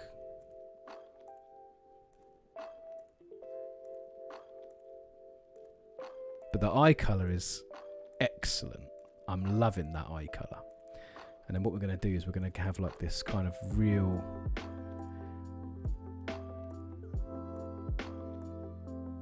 bright. Yeah, that's it. Crosscode from last year. No, I don't know it. Don't know it. I tell you what I did. Oh man, a game that I I got really into, which I sort of regret. Oh, that's almost perfect straight away. Is Crossout, which is that like competitive online vehicle building game. Man, I got super into that, and then I just realised I had to start paying, so I noped the heck out of there at that point.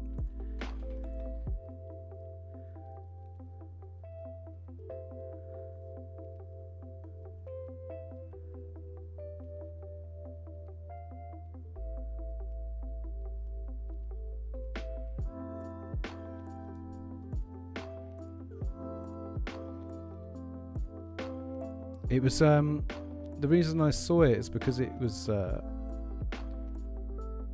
think it was probably advertised in Steam, like maybe it was one of the like recommended to me for some reason, and it's just online vehicular combat, but all the vehicles are completely modular, so it's not even like a chassis thing. You build, it's all built on hardpoint, so you can build like ridiculously sized things, and it's a really clever game because each module, like each wheel, each axle, each individual piece comes with a points cost, so when it match makes, it adds up the points of what your vehicle's worth and then matches you with people with similar builds.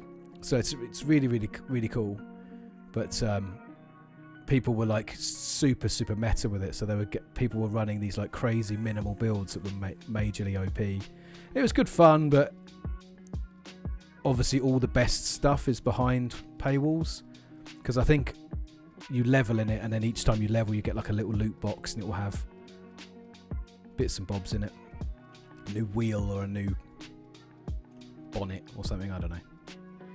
But it was good fun, but games like that, I had to just call it, because I could see where it was going, and it was not going to be good for anybody.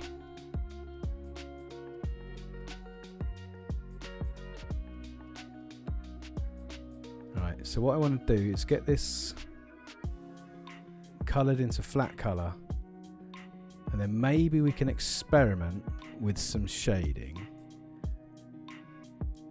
which isn't something I'm super comfortable with. I don't really like shade because I quite like flat colour, but I think it was interesting to try. Yeah, see, this has got to go. This stuff here is going to be red, and it's going to be like properly red, like maybe even a bit. Yeah, that's exactly it. Oh, that's a beautiful colour. I'm just going to get it done. I can tidy up once it's on.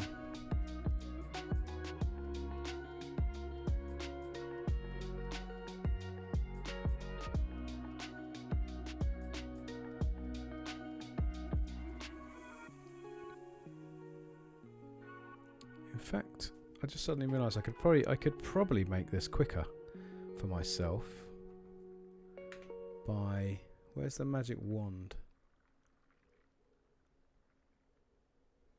I told you I was experimenting with, is that it? I was experimenting with the tool set. Yeah, there you go, that's good. Yep, select, expand by, what do you reckon, 4 pixels? Yep, perfect. Oh, go back to brush. Square bracket makes it bigger. Yeah, I don't know why I didn't do this before.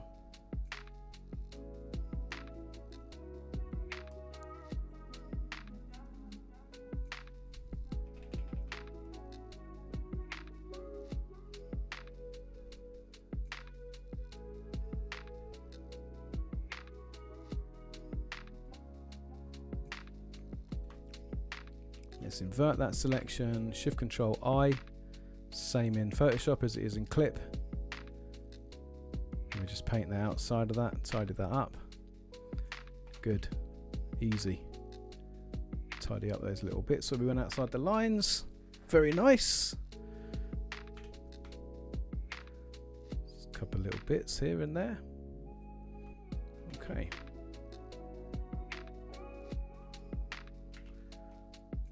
Da, da, da, da, da.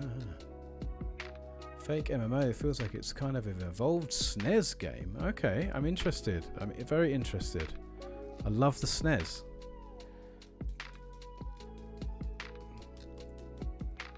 Wow. Oh, I never played Banjo-Kazooie Nuts and Bolts. I remember it coming out and feeling a little bit skeptical about it, so I just stayed out of the way.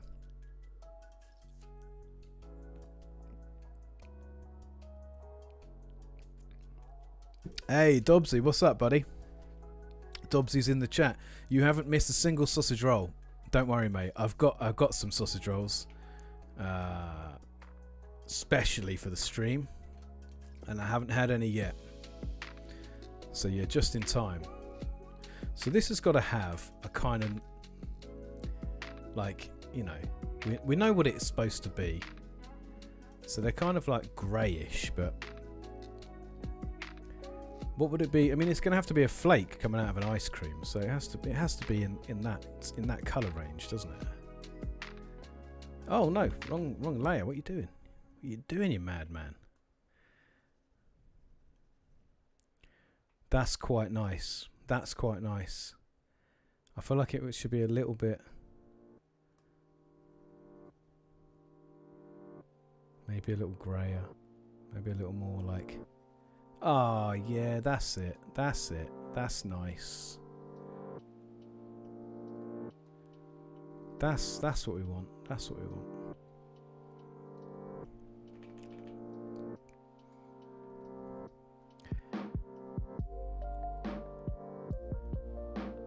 Oh, okay. Yeah, but maybe I will check it out then. I assumed it wasn't going to be very good, truth be told.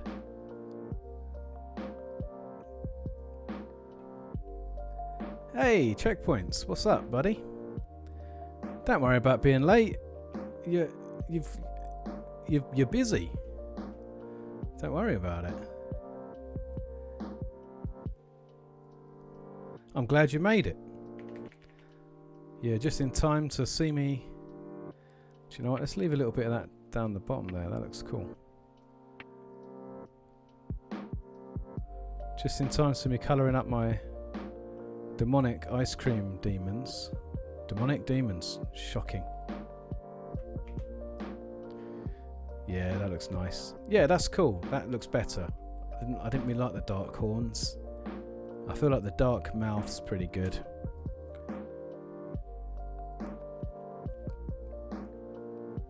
Yeah, good. So now we've done that, I'm going to turn off the sketch layer. I'm just going to have this solid white in the background. But what I'm actually going to do is not have it solid white. I don't really enjoy solid white background, so we're just going to have a kind of pale yellow. Do a paint bucket. I think it's G in this. Yeah, just hit it enough times. Yeah, that looks nice.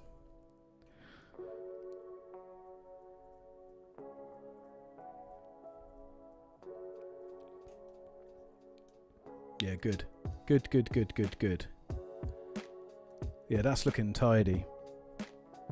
That's looking nice. D cream. Is that that's a sex thing again, isn't it? Hey, Checkpoint's called it. I couldn't say.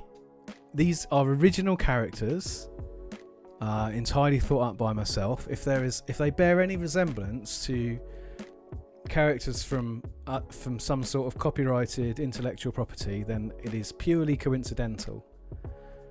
They're just scary monster ice creams. That's all they are. Just having some fun.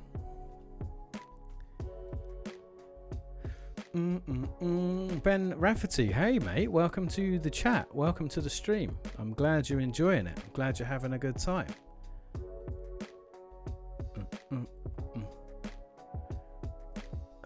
Sort of a kind of, yeah. Let's get some yellow eyes. Oh, I reckon it would be kind of cool. Would be maybe the same eyes as the, not as the chocolate elemental, the caramel elemental. On the bottom there. If I do like red outer, and I'll go to yellow inner eye, that should look pretty cool. Just, I'm kind of mindful of that. Oh, that looks so good. That looks great. That's perfect against the pink. But the kind of red, not loving that. Maybe I'll just do the whole thing yellow.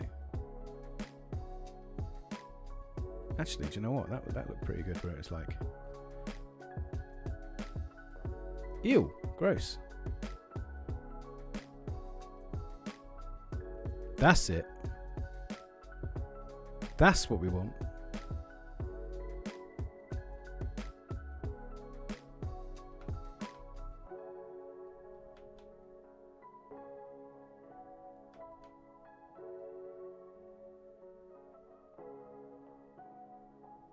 Nice. Here we got. How far back do we go? Oh, okay, yeah.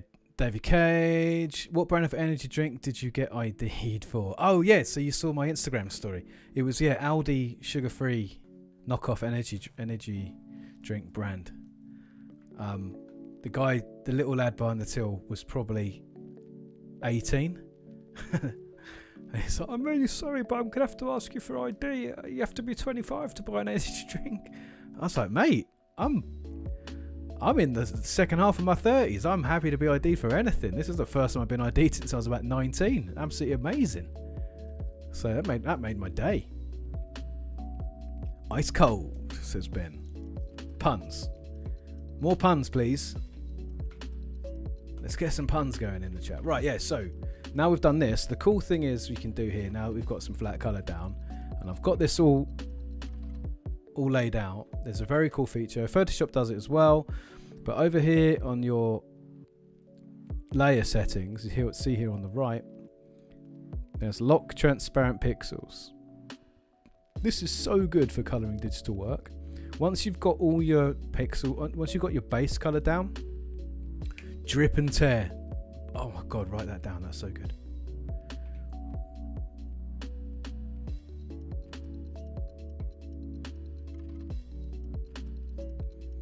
What did Josh say? Necropolitan.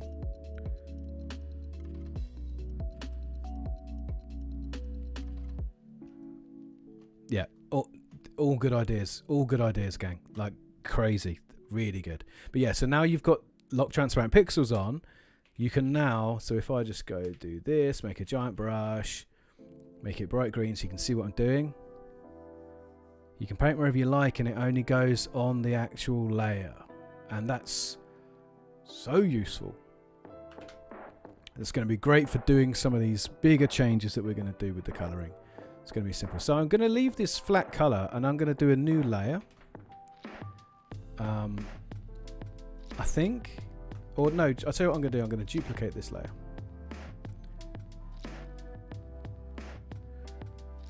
And then we're going to do our colour. We're going to do our shading on top. I'm not mega on shading, so I'm sorry if this doesn't go particularly well, but we're just having fun tonight. You know, we're not professional artists. We're not trying to make a masterpiece here. We're just having some fun. Second you start thinking like that, you start to get away from what's important. Art's just about enjoying yourself. So that's got to be much lighter.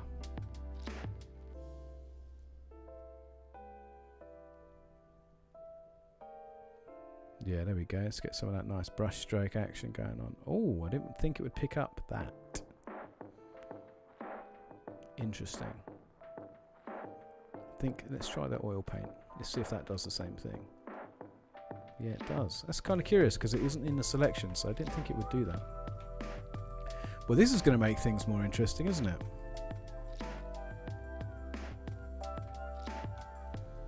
Well, we'll just have to see what happens.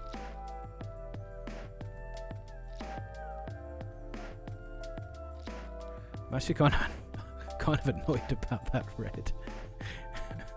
Why is it doing that? How do I make it not do that? Oh, turn off the layer underneath. Sweet. Did that? Yeah. Not really. Psh. We're here just experimenting.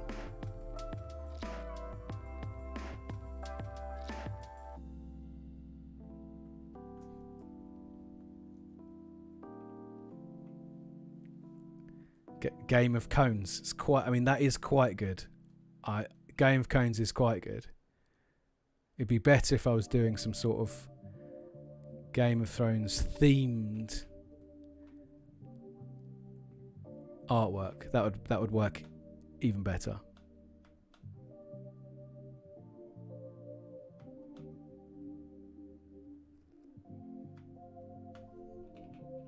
And we'll do this underneath here like this. Like a little shit. Yeah. Oh god, that looks good.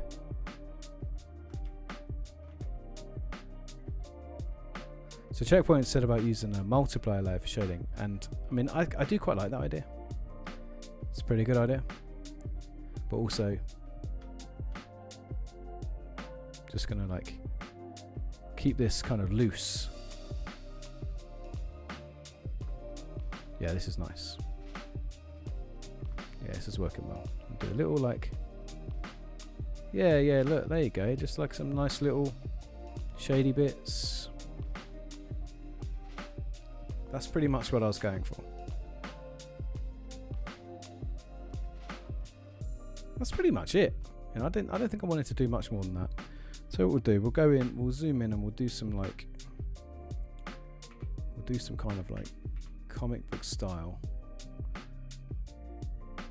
Oh, that's not it. That's not it. Who suggested that? Where's the little? There it is. So we'll kind of do a little, maybe like a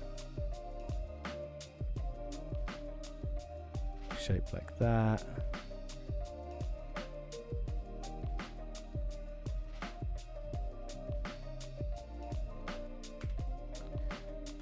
We'll do like, whoa.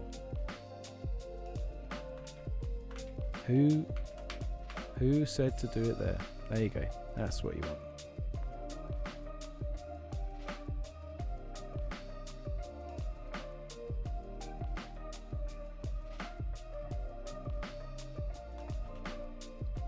Yeah, that's it.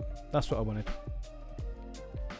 And then maybe like a little there and there. So like you're thinking about where the light is hitting, and it's always underneath. I always used to get a bit confused about where the light goes. So you think about these wrinkles, the light's going to be hitting. So this is, you think about this as a fold. This is the top, so this always gets light, and then here is the bottom of the fold, so it doesn't. And I think it's an easy thing to kind of forget, because I would always put it at the top, thinking it goes there. And it doesn't. Simple. Right.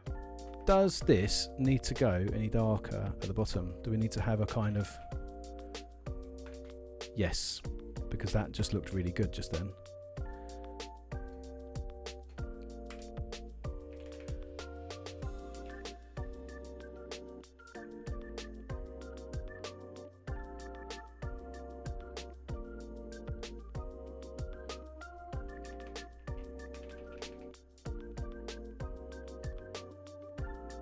There we go.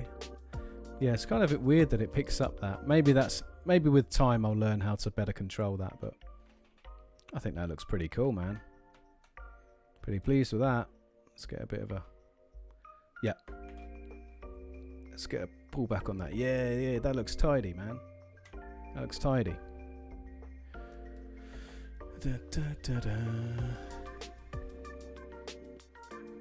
Sunday school. Yeah, that's good. That's good. That's a good pun. Mark's got a bounce. Oh, okay, man. All right. Well, thanks for coming. It was really great you hanging out. Glad you made a stream this time. I'm glad you didn't just turn up and I was just finishing for the night. So that's cool. Hope you can come hang out again. Going to be doing hopefully some more streaming. I'm going to be doing a charity stream in the next few weeks. So stay tuned to the channel for that. We're raising money for my little cousin. I'll do a story on the socials to kind of give you a up to date story on that, because there is a pretty good reason for that. But yeah, good. Take care of yourself. See you soon. Thanks very much as well for saying the art looks good. That's very kind of you.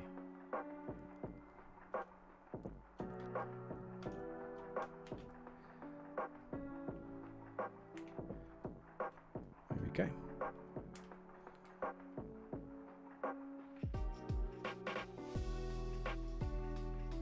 There we go. Look at that. That's looking nice. And then kind of a... Yep, that's exactly it. You can just be entirely...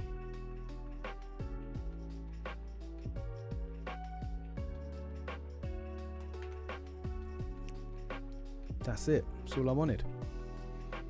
Beautiful. And for this is going to have like a kind of... I feel like I want to go purpley. Like around here. Maybe not that far. Maybe like there. Nah. Awful. Nah, still awful.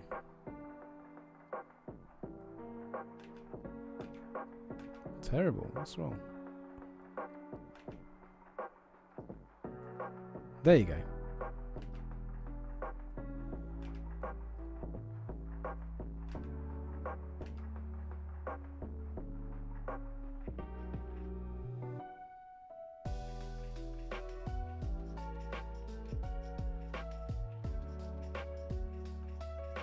Loving these chill lo-fi beats.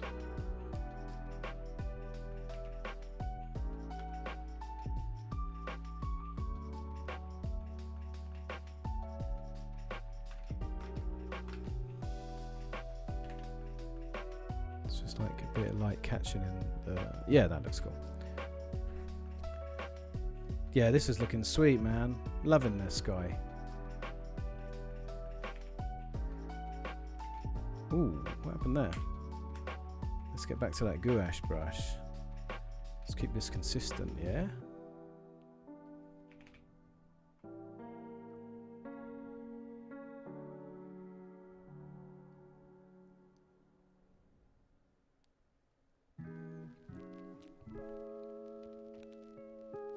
Oh. Lottie's having some of my chocolates. I hope that's cool. Well, I mean, what if it's not? Well, it's a bit late now, right? Shocking. Of course it's okay. I don't really like chocolate all that much, so... You knock yourself out, babe.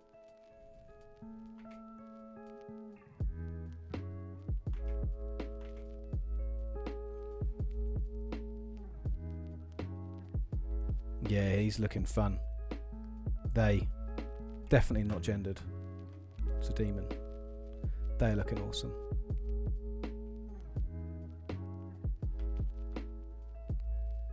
A little bit in the bottom of them eyes. Yeah, that's cool. Let's get a little bit. I feel like I want to have a little... Yeah, like a little...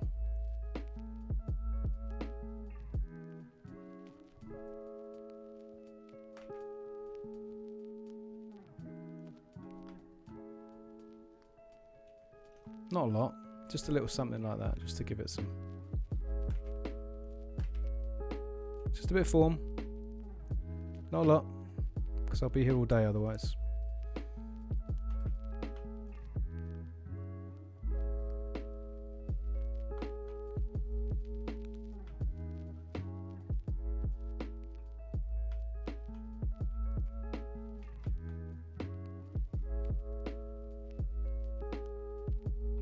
Yeah, so I really love this kind of textured paint that you get in Clip. It's something like it takes a while. I've been working with it for like a few, I don't know, I guess maybe a few weeks now. I'm still not kind of all the way there, as you can see, but it's just something really cool about it. The way that it blends together. Like it even blends together with the pixels on layers underneath. Now there's got to be a way to turn that off, because I definitely don't want it all the time, and I haven't figured out how to turn it off yet. When I do, I'll be unstoppable. Nothing will get in my way.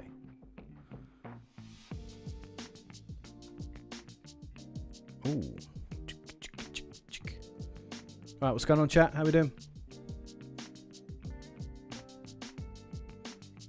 Oh, Checkpoints wants this on a t-shirt. Well, as luck would have it, I do have a Teespring store. So I'd like for this to end up on a t-shirt, to be honest. Yeah, that'll do. I do have quite a few of kind of silly artworks up on the Teespring store. Where's this going to go? Like toward the... No, it should really go this way, like to kind of towards the...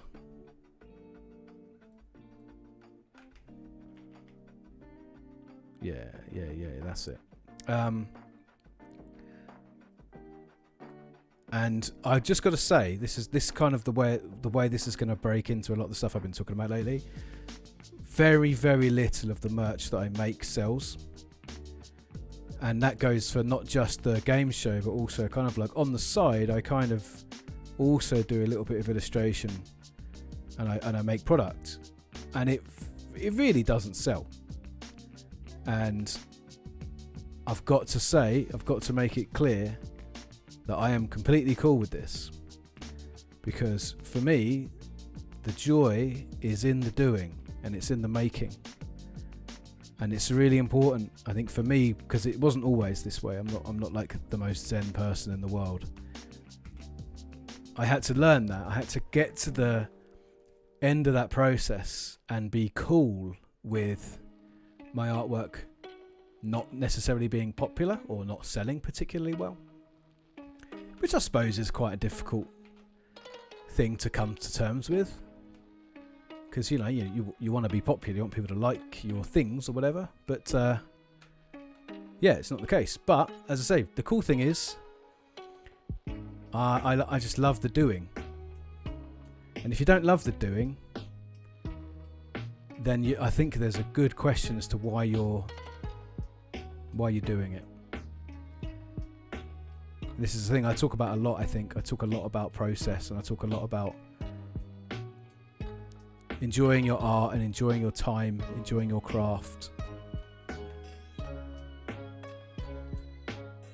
I know a lot of people who struggle with the idea of being successful or being popular, and it's a hard game. It's hard out there.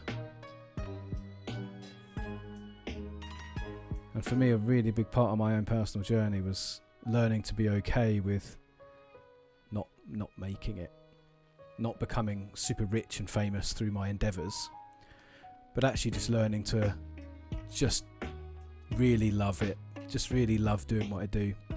I love drawing, I love making YouTube videos, I love hanging out on streams, which is good, because if I didn't love it, I would be pretty damn miserable right now, because I'd be putting in all this effort and I'd be wanting to sell 1 million units, and I just wouldn't be.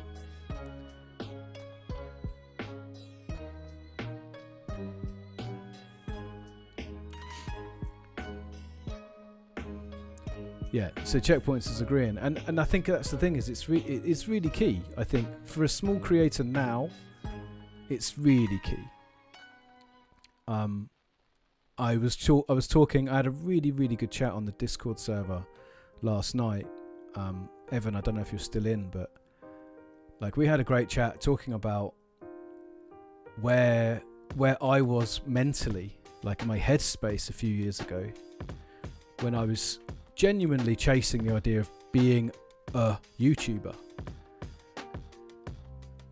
We had a couple of pretty high-profile success stories on the channel. I have a video now that's knocking on 1 million views, and a couple of follow-ups to that video that have also done extremely well. And I know you, Checkpoints, you've got like your phobia videos, and after I had that little bit of success, I was like, this is it for me. I'm going to be a YouTuber now. I'm going to be a famous YouTuber, and I'm going to get all these sweet deals for Raid Shadow Legends and all the prestige that comes with being a hot YouTuber. And I genuinely did think that, and I did genuinely get a taste of perhaps of like the life that I could have as a YouTuber. And so that then kickstarted about a year of chasing that dragon. And Evan is still here. Hey, buddy. And uploading videos every week, trying to cover as many subjects as I could, trying to capitalize on hot new trends that were out there in the YouTube space. I mean, pretty much everything shy of the bloody ALS ice bucket challenge, you know. Like, I was just whatever was looking like it would be a good subject to get some views, I would be trying to make a video on it, and chasing just my own personal successes. So like, if a video about Star Wars did well, I would just do 5 more Star Wars videos. Video about building old PCs did well, so I did 5 more videos about building old PCs. And what I found after a while was actually I didn't really like what I was doing anymore. I was just now doing it because I wanted to be successful. So there are a large number of videos from, I think, was it 2017? I think I said it was. Well, I don't actually like the videos anymore. And a lot of them are gone. Like, I've actually taken quite a few down, but there's still quite a few left up, which sort of regrettably I leave up because they've got loads of views. And they'll probably go one day. One day I'll square up to it and I'll take them down. But there was a really big time where that was my main focus, was making it big on YouTube, was in creating that success. And it made me the long and the short of it is it made me really miserable, because for several reasons. One was I wasn't getting the growth that I wanted. Like, as much as I wanted to be a big YouTuber, it just wasn't happening, or it wasn't happening fast enough. And secondly, I just started to fall out of love with the process of creating. And that's why you get into it in the first place. It's almost like someone said, I think actually Evan, you said it, you like, I actually like playing games, so where's my time? You know, if everything becomes, and it was for me, like, everything became about generating content. Every game was a review or a potential review. Every show we went to would be an opportunity for content, opportunity for getting an interview or something. And very quickly everything started to feel like work. And that's the great irony, is I have a job like most people, and it's a pretty high pressure job. Now I'm fortunate in that my job, it pays pretty well, so I don't want for anything necessarily financially. I don't have particularly lavish taste, so I don't need to generate, you know, I don't need to feed a big cocaine habit or anything like that. But I'm not looking to make it big on YouTube as a way to generate revenue. So I'm lucky in that respect. But for a lot of us, YouTube is a respite from like the horrors of the working world. And when you get into a space where you're religiously checking your analytics to check on your audience retention, or you're doing hours of keyword research to try and find a topic that you can make a video on, or you see something in a shop and you don't think about it as being a cool product that you can enjoy on a personal level, but you just see numbers, you just see views, and you see watch time and that kind of thing, it really takes all the fun out of doing this. And that's the thing. So you have a day job, and then you've got a hobby which you do for fun, but then that hobby has actually become a second day job now, because it consumes every moment of your life, because you're always thinking about the next video, you're always thinking about what you're going to do next. And so now I'm in a situation where I've got 2 jobs. So now I need a hobby, because I've got 2 jobs and it's really stressful. So I need a third hobby, a third pastime. And I think it just goes on like that. I could go on about this for a really, really long time. This is something it's super important to me, because this is part of my own personal journey. Like, part of my mental health journey is based around the idea of coming to terms with the fact that, firstly, like, I would never make it big on YouTube, and that's radical acceptance. That's admitting to yourself that the thing you've set out to do, ultimately you failed to do. And it's not through any fault of your own, because I think the thing that separates it is you could get big on YouTube if you wanted to. But what it would mean would be treating it like a job. It would mean grinding at it for 10 plus hours a day for no money for a very long time to make money in the end. Like we know people personally. I know people who now are professional YouTubers, and the way they did it was basically by working really, really, really hard. And I don't know if necessarily they enjoy it as much as they did. I wouldn't know. Like, I wouldn't want to even cast aspersions and say they don't enjoy it anymore. But there's that. I don't want to feel resentful about time spent away from creating. That's a really big one. That was a big thing for me. Going to the cinema, going on a date with my girlfriend, spending time with my family, just spending time by myself, reading a book or doing something. There's a little voice in the back of my head saying, you could be being productive right now. You know, you could be making a YouTube video. You could be writing this down. This could be content. And that voice quickly turns into guilt if you're not creating. And that's a dangerous voice to have. I don't want to feel guilty for the time I spend away from YouTube. I don't want to feel guilty about going on holiday. You know, I want other things out of life. And that's the difficult thing when it comes to monetizing your hobby. Now, is this going to work?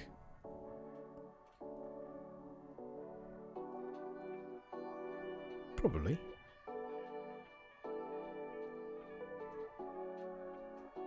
Select.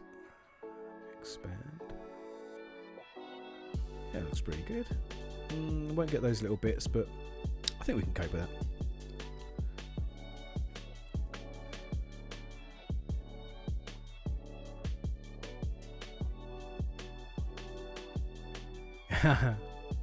That's very good, Ben. Thanks very much, bud. Thanks for all your puns tonight. That's been really, really good. Yeah, I think it's one of these things where it's, I mean, Scott, like you said, you know, you don't have a job at the minute, so you're using your time to concentrate on creating content. And I would say, you know, like, when it's a hobby, it's a really, really, I mean, it's such a great outlet for me. Like, I get such a huge, that's an ugly colour. I get such a huge amount of enjoyment from not just making videos, but from meeting all these cool people that I've met. You know, like, that's really been the best part for me. It's been meeting lots of cool new people.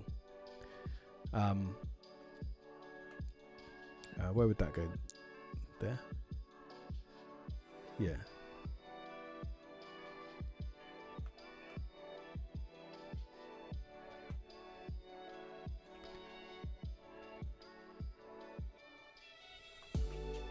It's hard for me to talk about this subject and colour in at the same time. I'm very vocal about this subject, as you can see, and then as soon as I start doing something else, I'm like, I lose all my impetus.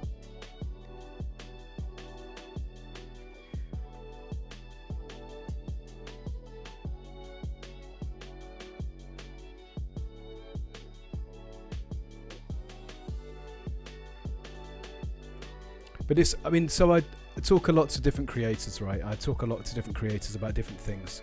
And I've had conversations with people. So, for instance, like streaming art, I'm not an art channel. This is a big no-no. This is a stupid idea. Shouldn't do it because it's going to dilute my viewership. That would be the YouTuber kind of hard line about this. Is it's a pretty silly idea because firstly, there's the thing about streaming on your channel. If you're a YouTube channel, it's generally considered bad practice to stream on the same channel.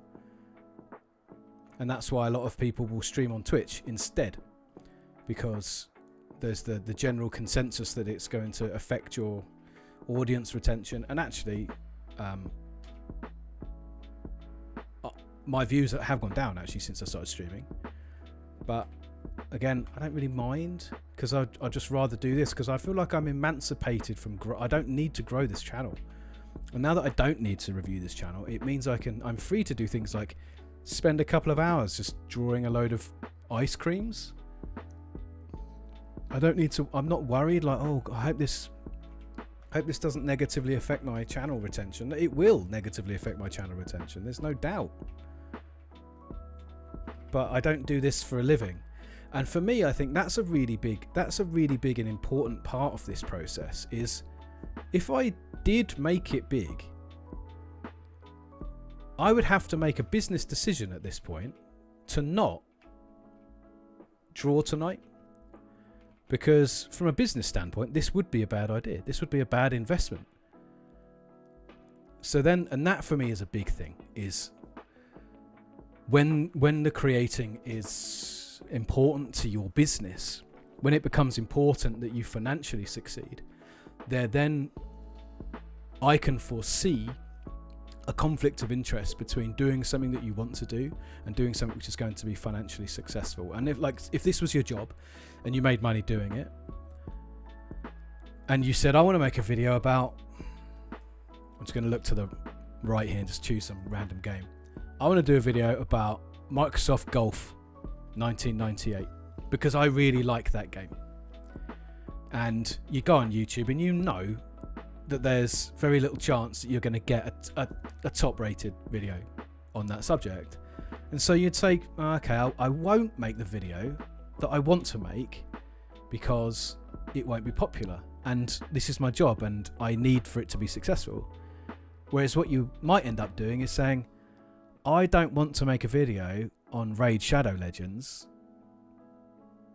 but I've got to because this is my job and I have to make money.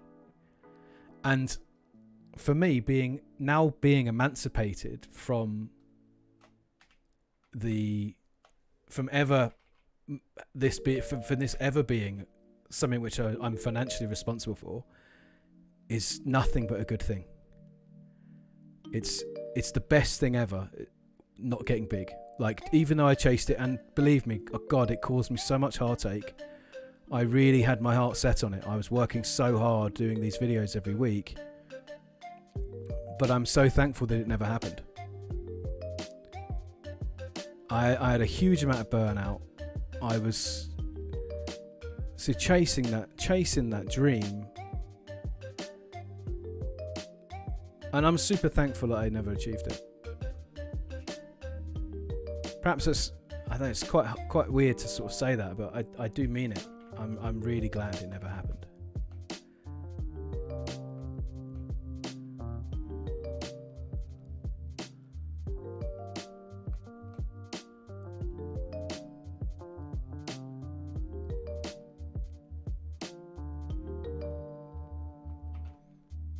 Nice.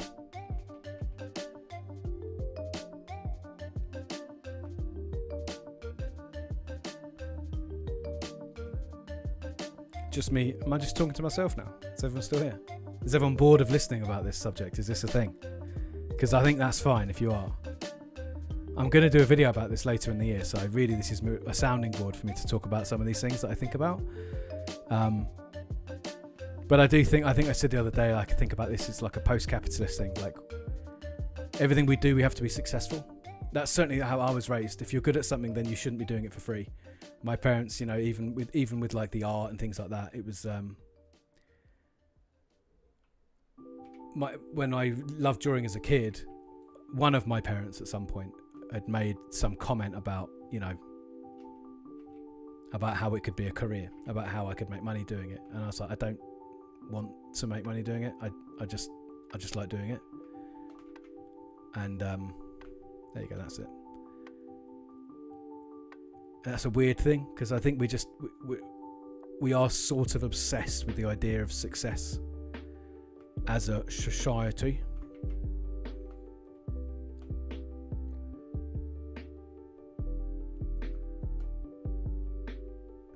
It's a hard thing to have to deal with, I think, because not everything can be successful, and actually sometimes it's really sometimes it's a really good thing. It's a really thankful thing to have not achieved that success. I said it allows you full freedom to do what you like.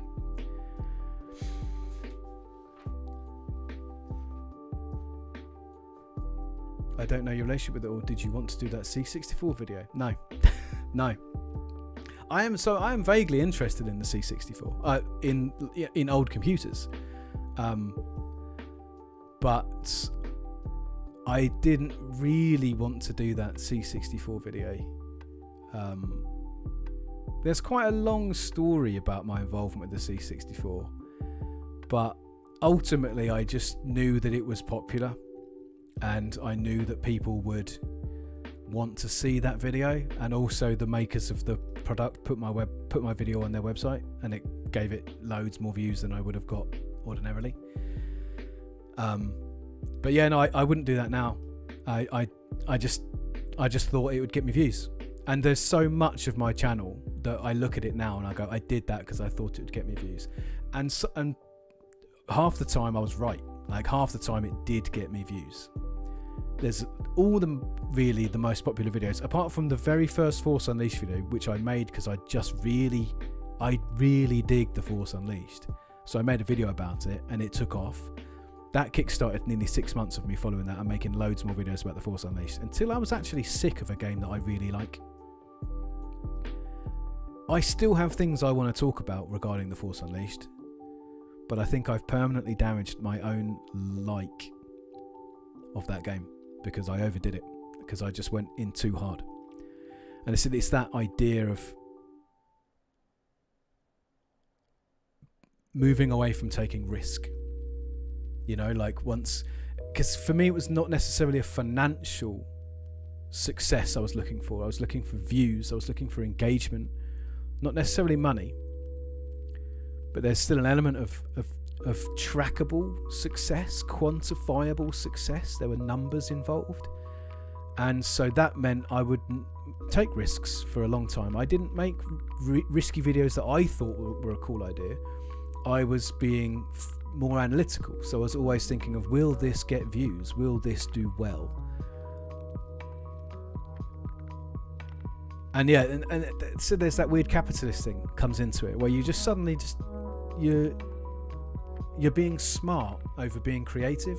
Instead of thinking of a cool idea or spending longer on a video that you can make it more interesting or more creatively fulfilling, just getting it out, because ultimately it doesn't matter if it looks better. What matters is that people watch it and engage with it.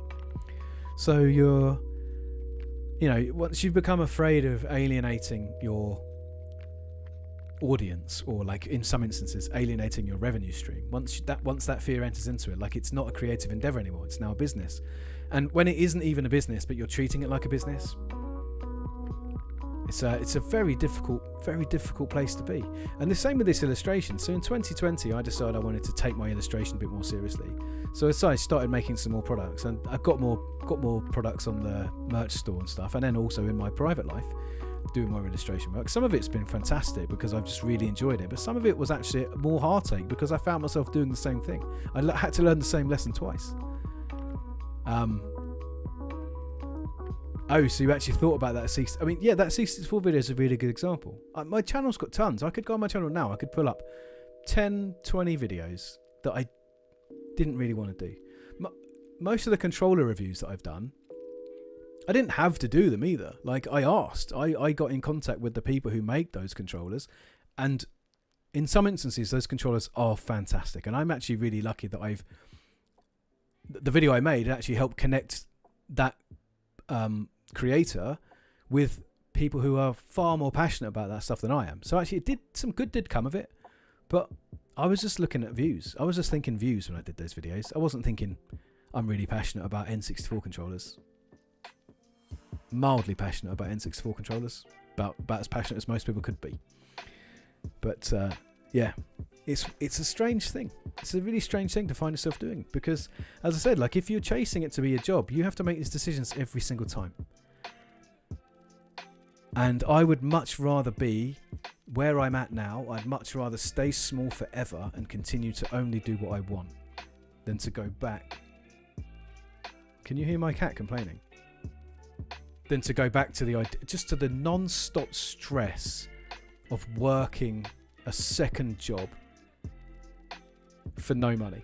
Like all the work, all the effort, all the stress, but without the money. It's actually the dumbest thing ever.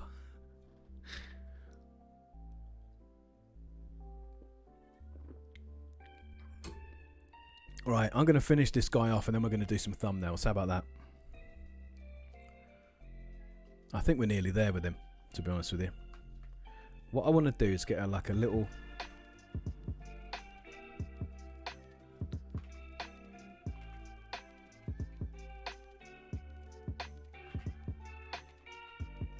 Please tell me you can hear this cat.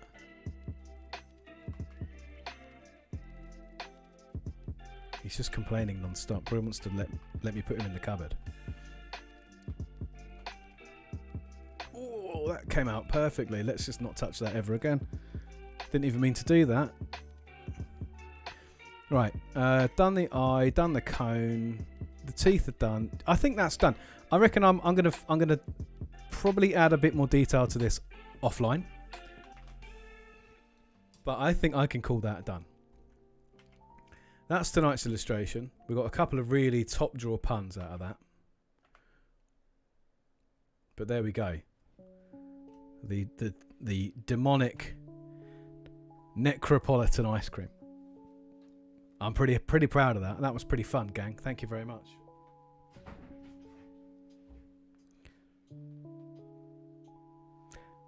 Give me a second. This cat is kicking off so badly. I'm going to go and check on him. Also, I made a new Be Right Back screen so I can use it for the first time. I'm going to read your comment when I return checkpoints.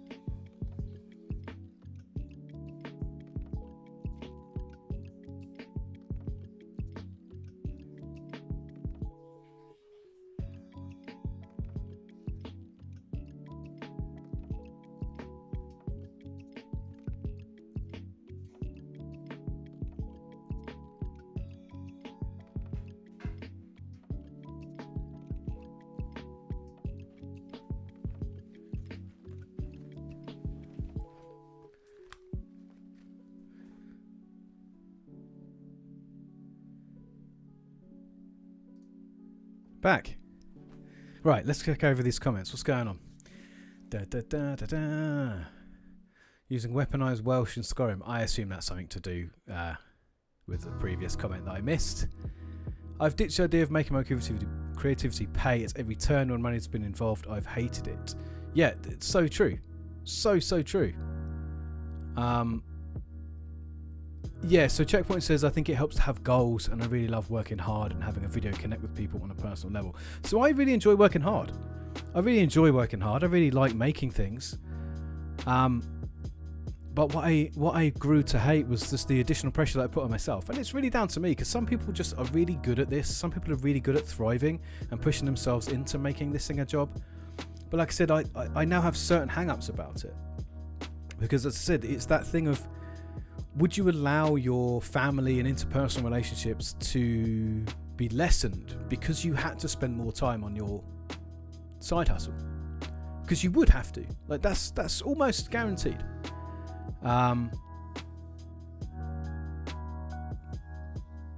Scott said, language Lottie, heard you swearing. Naughty. No swears on stream. Yeah, would you let that go to ruin? Would you let your day job potentially be affected? Like, what if you were like trying to write scripts or something while you're at work? Like, what if you got caught? Would you get in trouble at work? You know, that there's all these little things I think I think about now. I already experience stress in my actual job. I already experience stress in my day-to-day. So why would I want to come home and have like another few hours of stress? Certainly for no real reward. So I've now gone completely the other way. Like, I now only make videos that I care about, which is great because I look at my videos now and I'm like, I get super excited if a video gets to 1,000 views. And before, I saw that as a point of failure because I had a run. And again, like, I know there's algorithm changes and so on, but I had a run where my videos were routinely getting 10,000 per upload. And I was like, yeah, this is it. You know, we're going places. But yeah, the additional stress that came with it because I was chasing it so much and putting in so much work. You're just trading one job for another, or you're trading one hobby for another. You know, you're losing your escape. You're losing what you got into it in the first place. Well, I was. It's not everybody, but I was. Yeah, so that's how I feel. Anyway, let's look at some thumbnails, shall we? Let's have another beer. This is nearly finished. I'm just going to kill this one off.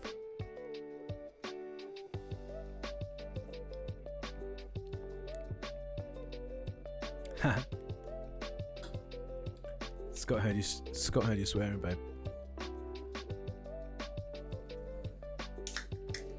Well, this is the thing, Checkpoint. So it's very important for me to point out here that I'm not telling any one person what to do or telling or advising anybody how to do it, because you'll find your own joy in it. And I think that is the thing for me. Like, I lost the joy of making YouTube videos when I found myself trying to turn it into a job, when I found myself trying to monetize my passion, because nothing killed my passion more than making it feel like work.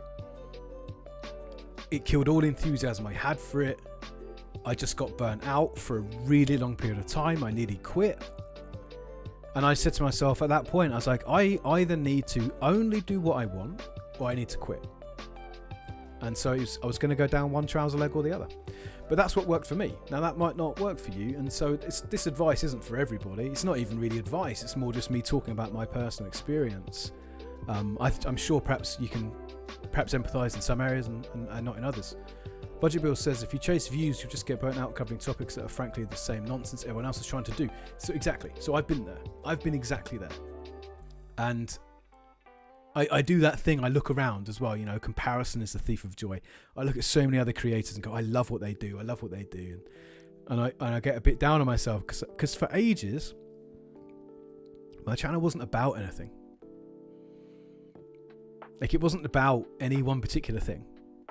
Didn't have a focus, didn't really talk about one given thing. And it took me a long time to realise that the things I like talking about are old PC games that I played when I was a teenager, and Star Wars, and that's about it, actually, truthfully. Oh, PS2 games. Like, really, that's kind of my focus. Like, kind of games from like the 1995 to 2005 era, and Star Wars, and that's really included in that bubble. And that's my vibe. And it took me a long time to realise that. But before, I was just doing anything, throwing anything at the wall, seeing what would stick, and then chasing it. Because when I got on YouTube, that was the actual advice they gave you. They was like, make videos, just make videos. And when something works, do more of that. And then just chase it. And then what you end up doing, like I said, they don't tell you that you probably end up making videos on stuff you don't want, you don't like, don't want to do.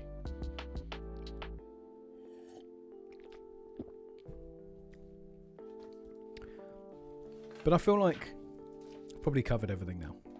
Between this and Discord last night, I think I've covered everything I have to say about that subject.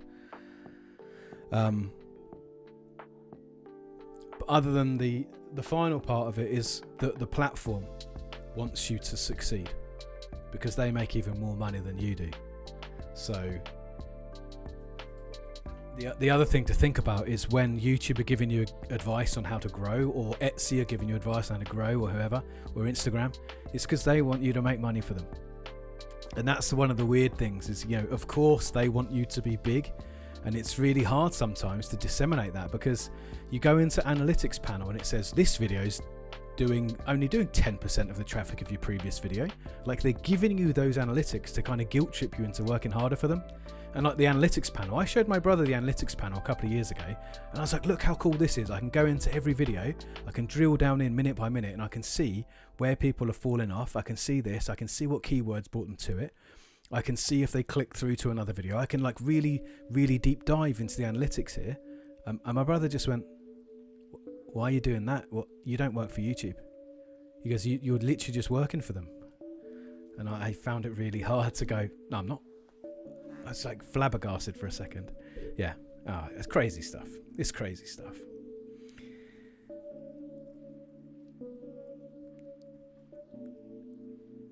Yeah. Yeah. Listen to Death Grip sounds pretty good. Right. Anyway. I am going to now. We're going to. Oh, look. I was going to show this off tonight because I scanned this in from my sketchbook. Who's going to be the first one to say it?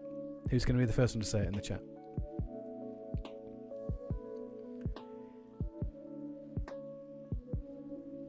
Yeah, so budget's the same. So they push you, they do these things. They'll punish you for not uploading often enough. They punish you. But the trick, and I said, this is the great thing for me, is I've just gone, cool. Let them punish me. Scott got it right, correct, first time. Yeah, let them punish me. Let them punish me for streaming. Let them punish me for not even streaming games. You know, like I'm almost deliberately now just doing whatever the hell I want, and like to hell with it. I don't care. Like I'm going to stream drawing on a gaming channel. And I'm like full of the joy of spring to just be being so anarchic. It's bringing me so much energy. I'm loving it. Right. I'm going to talk about thumbnails. So I'm going to make that Jill sandwich. That's going to be like a shirt maybe, or like, I don't know, something. Sticker. Laptop sticker. That'd be kind of cool. But yeah, so that'll be something upcoming. So we're going to make a thumbnail. And I'm going to talk, while we go along with it, I'm going to talk about 1024? No. 1920 by 1080. So what I want to do is we're going to talk about kind of some of the principles that I go through when I make thumbnails, and I'm going back to Photoshop here, as you can no doubt tell. Only because, see, look how crazy my CS2 is. It doesn't like Windows 10. It gets very upset. So I want to talk about some of the fundamentals that I go through when I make thumbnails, and I talk about kind of some of the principles I've learned over thumbnails, and really this is based on observing other people. So we're going to make a thumbnail for my new video, which is coming out soon, which is the Castlevania 64 video reviews. So I've kind of had some ideas going around in my head. I've been looking around, but we're going to kind of just put together something really basic, which may or may not become the final thumbnail, but I'll kind of talk about my process of how I create those thumbnails, and we'll go through that.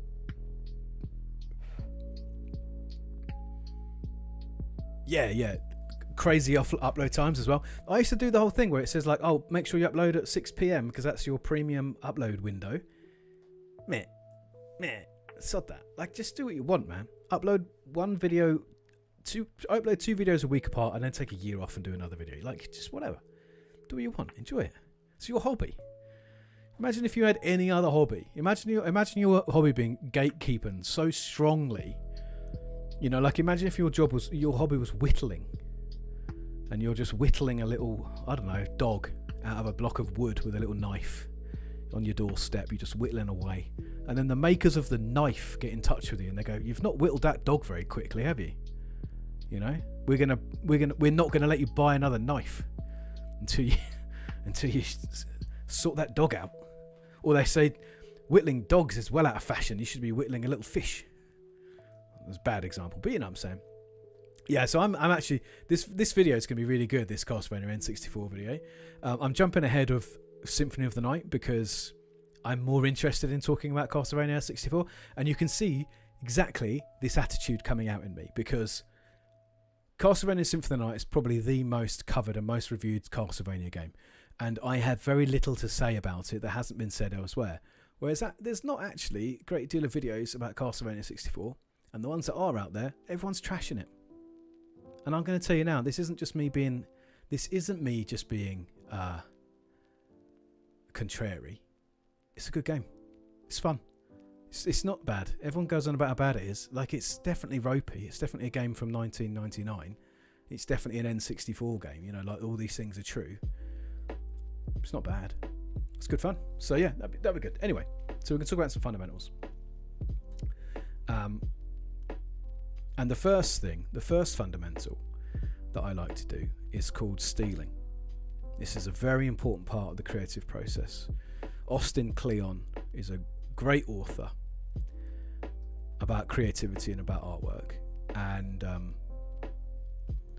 he wrote a book called Steal Like an Artist, and it's a extremely good book, but it lays out a fundamental principle, and that is that there's nothing new in the world. Any idea you've ever had, someone's had it before, and someone's going to have it after you. And stealing actually is no bad thing. Plagiarism is one thing, but just liberally taking someone else's ideas, there's no sin in that. So what I like to do is I like to look at what other people have done, for various reasons. Firstly, I like to see what's been done, and I like to see what worked, and I like to see what didn't work. I thought what I'd do here is I'll scroll down my subscriber feed. Wow, that's a sour beer. Wow, hallo, ich bin Raspberry Berliner. That's extremely sour raspberry. Yeah, so Austin Kleon's written like 3-4 books, and they're all like this big. And they're great. All of them brilliant. All of them really cheap. All of them about creativity. Recommended to everybody. They're so cheap. Go on Amazon now. Buy them. Click my affiliate link in the description. I don't have one. Just go on Amazon. Yeah, very good. Anyway, let's just take a look at other people's thumbnails. So if you recognise yourself, good. This is the bit where I tear you all apart for having terrible thumbnails. Firstly, I would say thumbnail artwork. The key is minimalism, because these are tiny. These are absolutely tiny, and so you have to convey the maximum amount of information in a very small space. And if you think the maximum amount of information means you need to put the most things in, then you are thinking about it wrong. You need to be efficient with the delivery of information. So it's not about having the most things, it's about delivering the most with the least. That's the key. So I'm just going to look at some thumbnails as I go down here. So I'm not going to call anybody out, because everything's good just by virtue of existing. It's important to mention that. But Ragnarox is very good at thumbnails. I would say this particular thumbnail here is a bit too much. Like, why Photo Frame is secretly genius? Because I actually would have just had the words secretly genius, job done. But there's other things that you need to consider here that we'll talk about. But one of them is, this is a bugbear of mine, bottom right hand corner, the time always goes there. Always. There's never a time where the time is not shown, so never put anything in the bottom right. Just don't do it. Just don't do it, because you're wasting space. So that's the first one. Never have anything in the bottom right. Just be really just make that a rule, number one. But yeah, try and deliver the maximum amount of information. So my mate MJ over here, this is his vlog channel. He vlogs every day. He's done a video about his life every day for like 15 years. And that thumbnail's really good, except it says I'm 34, but half of it's covered by the runtime. Pointless. Could have taken that off. The thumbnail still works. Lockdown birthday. That's the video. That's the content. Picture of your face because it's about you. 2 words. Done. If you're going to have words in a thumbnail, don't have any more than maybe 4. Minimal words. That's something that I always try to go by. But look, let's look at Josh's thumbnail here, right? Now this is a good thumbnail because it's a big picture of him, fine. And it says trust your instinct in a font that I find quite hard to read. That's also in a really low contrast ratio. So again, like squint. I did it earlier with the colouring. Squinting is also very important. If I squint, I can't read what that says. Also, this is a video about a Mario game. I read it. I watched it earlier.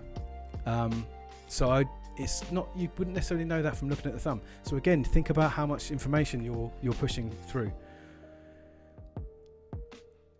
That Prime Hillian thumb, spot on. That's probably a hot cider thumb, right? Like, I mean, come on. Guy knows how to do it. I hate this thumbnail. Hot Cider is literally the best thumbnail maker in the world, and he's done this on purpose. He's just done this on purpose. But yeah, so let's go down like YouTube Sketchbook by checkpoints. Look, spot on. Apart from, look, it says Sketchbow.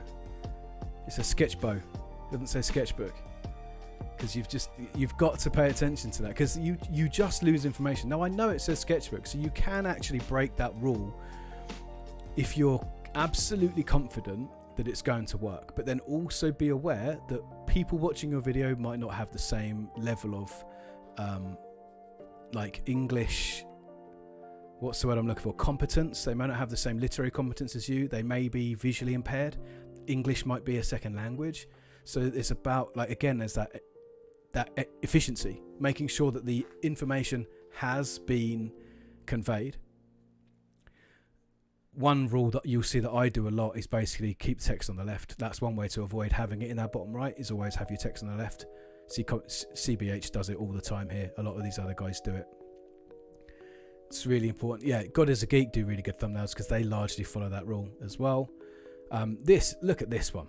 She's not in the chat anymore, is she? Bance Ferdinand. That is an absolutely banging thumbnail. Should you play Monster Hunter? There you go. That's it. Done. Like, it's super bright pink, which means it stands out on the timeline. The logo's there. Should you play it? Like, that's it. I'm going to click that. I mean, I did. I watched it earlier. But it's spot on. Like, the only critique I would give is, could you try and make that logo bigger? Like, is there a way? Just because you can. Like, just deliver that efficiency. I feel like this Kim Justice video, although this video is really good about the Jurassic Park Mega Drive game by Kim Justice, an exceptionally good video, but I find that thumbnail quite busy because it's Jurassic Park, Sega, T-Rex. It's rather frustrating. There's a lot on there, and you don't need it. Like, the T-Rex is there because it's funny, it's a meme, and the Sega logo's there, but actually, you could probably do that thumbnail a lot more efficiently. You could convey more information, or convey the information more efficiently. So I just always think about, like, my thumbnails always start out like this, by the way. My thumbnails always start out busy. And I just remove until I go, is it still telling the same story with that gone? Yes. Good. Is it still telling the story with this gone? And I just keep removing. If the story's still being told, then that's it. And then the second the story stops, you've gone too far. But, like, you can just keep removing that information. Sometimes I'll take out backgrounds and I'll just put in a gradient color, because sometimes it can be just too visually busy. So I'm always thinking like that. Always thinking. Now, I'm not going to comment on Budget Builds thumbnails because he does them in Excel and Paint, and I've just got nothing to add to that. To be fair, the thumbnails are always like, exactly what that video is about. It's about a graphics card. It's got the picture of the product. It's got the actual thing on it, and there's usually some juicy text to get you to click on it. You'll be like, the greatest graphics card of 1998, or it'll be, this, like, it's good. Like, it's enticing you to click. Really like this thumbnail here, this Froban. Apart from Fullest Extent of the Leap is the title, but it's so small on the thumb, I can't read it. And when you make a thumbnail in Photoshop and it's 1920 by 1080, it's so easy to go, yeah, I can read that, that's fine. But you always be thinking about when it's tiny like this, like, is that gonna read? And also when it's on a phone, like, you lose so much. It's really smart. So look at this one here, my friend Michael as well, this pizza one. Make amazing pizza at home. Like, it's a clickbaity thumbnail. He knows what he's doing. But it says make amazing pizza at. He could have just flipped that, put the text on the left, put the pizza on the right. The image can be tucked behind the runtime. You don't lose anything. Always be thinking. I swear to God, Scott, this Heavy Rain video, this thumbnail changes on the daily. That was different earlier today. I did a dry run of this earlier. That was different earlier today. Matt Draper is an absolute heavyweight champion of this. It's perfect. Wonder Woman Dead Earth, text is on the left, picture on the right. You know exactly what it is. Killing it, like absolutely crashing it. So anyway, these are what I like to do. I always do this, but also what I tend to do on YouTube is I did this earlier. I'll just drag this over. I'll actually just go onto YouTube and type in Castlevania 64, and I'll just see what other people have done. Because what I want is, if my video appears here, how's it going to stand out? So the first thing is, I'm not going to use box art, because I never do anyway, but that's basically like a lot of people when they review the game, they just use the box art. So like DF Retro and Glenn Plant. This video is great, by the way. If you don't subscribe to Glenn Plant, please do. He's a fantastic YouTuber. His whole channel is about the N64, and it's good. He's just basically just knocking his way through every single game. That's good. This, but you see, everyone's doing it. So like, it's really hard to stand out here. So I think, okay, what can I do that's going to be different? Because I'm going to use the logo, because I've used the logo in other versions. But yeah, I always like to just do a bit of a cheeky, just a quick check to see what other people have done. Now, on the subject of spacing, I do have a bit of a cheat sheet. So because you heard me talking about how strongly I feel about everything, I made my own template for making YouTube thumbnails, and I use this every single time I make a video.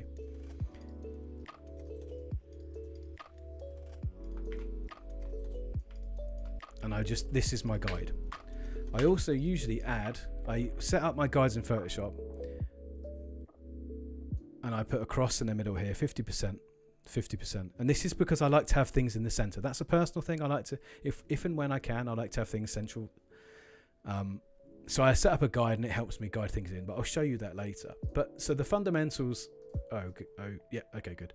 The fundamentals of this template are that the play button always goes in the middle, so you kind of should be mindful of the play button, no matter what platform it's on, whether it's on YouTube or if it's embedded in Reddit. The play button's always going to be there. This is much bigger than the actual time that you ever see on a thumbnail, but I always like to err on the side of caution, just be thinking, don't get text anywhere near that timer. So just kind of, I put this as my top layer. You can drop the opacity in that. And then I just think of a safe zone around the edge. That's not necessarily necessary, but on Twitter, we'll crop this into a square, which is why I've got these lines here are the square. So again, you don't have to put all your data in the middle, but you know, you can do if you want. But also, like if it's in a playlist, you often get stuff on the right here, and if it's on, I think Reddit, it adds a load of guff on the left. But really, the only thing I think about is these bits in the darker, and then the kind of paler is, I just think of it like a heat map. Like if you can get away with not having stuff here, then do so. Really try to keep the focus here, because this is where the magic happens. I'm going to upload this to the Discord, Scott, and I think I'll upload it to like Twitter and a few places. I've got no interest in keeping this for myself. Happy to send this out. This is like how I do all my thumbs. And the important thing is, on the topic of stealing, is have a folder of thumbnails that you like. If you, like me, are obsessed with Mark Brown, hang on, how do we do this? Where's that gone? So Photoshop's playing up now. Why would you do this to me? Okay, something's going wrong with Photoshop. Let's just close it and start again. What's the worst that could happen? Oh my god, the whole thing's crashed. Is everyone still here? Because I think my system's freezing up.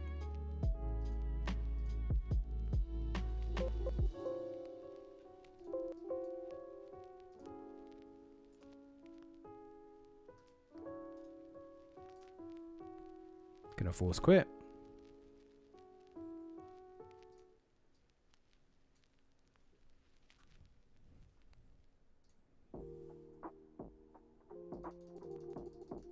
Oh my god, this won't even let me get into Task Manager. How disappointing.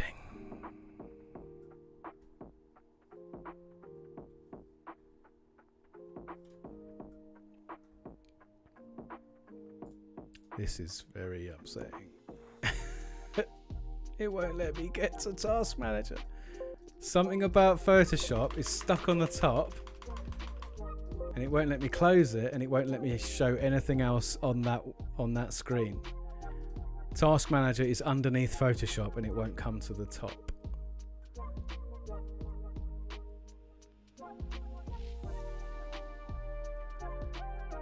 I literally don't even know what to do at this point.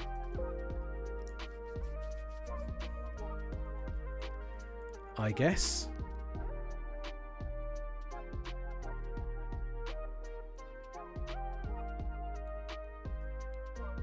Oh, hey, I guess. Got ya.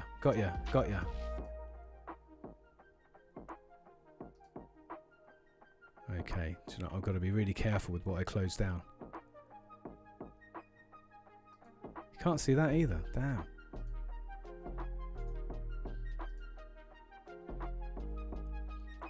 This is weird how it won't let me close some things.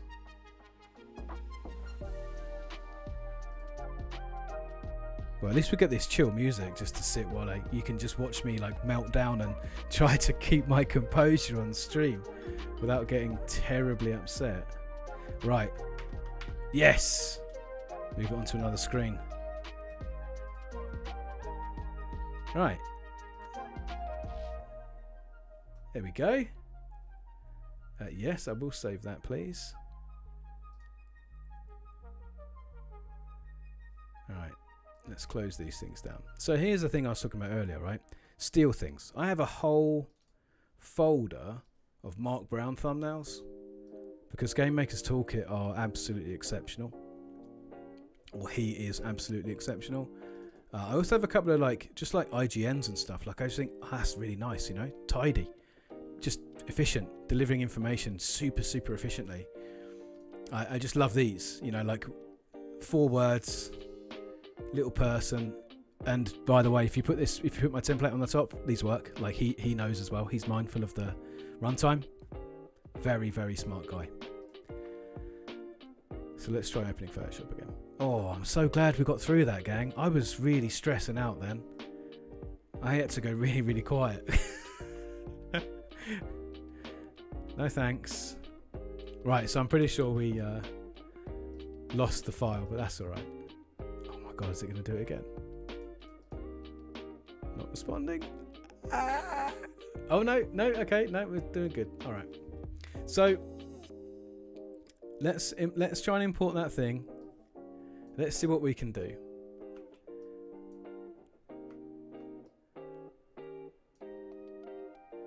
And then let's try and get the guide. Let's get the guide set to 50-50. Straight in the middle. I'm going to make that like half opacity. Right.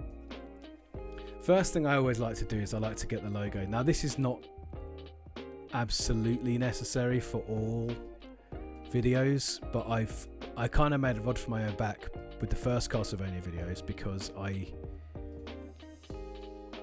put the logo in those, and so I feel like for consistency kind of need to stick with that. Excuse me, that was horrible. So I actually did get the cover art for a few of these games. Okay, that's not playing ball. This one will do. Yeah, so this is the European manual. I mean, it's weird how different the artwork is in different territories, man. But basically what I need is to get the logo. And so you notice here you've got what's this guy's called? Reinhard. Reinhard's head is covering that bit of the logo. So this is the kind of stuff that I do. So we're going to take that. We're going to put that in here. Copy and paste. Very simple stuff. And I'm just going to resize this so that it fits.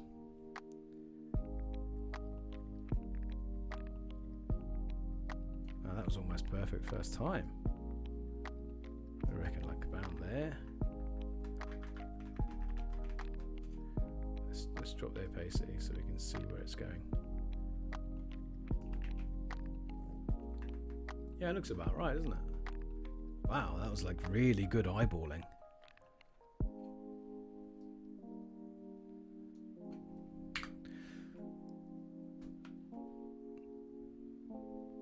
There we go. Now we've got Reinhard's head out of the way. So this isn't really perfect, but do you know what? The great thing is, another thing to remember about thumbnails and kind of any artwork is no one's going to notice. No one's going to notice that this like A is slightly blurry. Literally nobody. But we only need this bit anyway, so we're going to keep as much of the first one as we can. So we're going to create a layer mask and then we're going to paint some out. Whenever I do stuff in Photoshop, I always use this standard chalk brush. It's one of the standard brushes in Photoshop. This one here.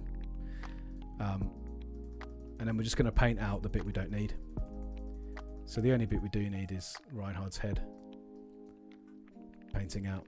So we can keep as much of the good bit as we can. Yeah, okay. So let's paint that bit back in. Alright, cool. So we're just going to... That's the only bit we've done. That's the only bit we need.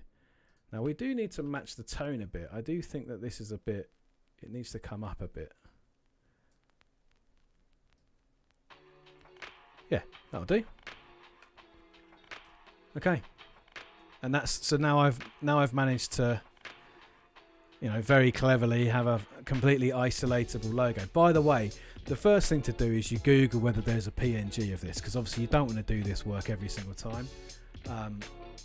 There isn't. So I've really done my work.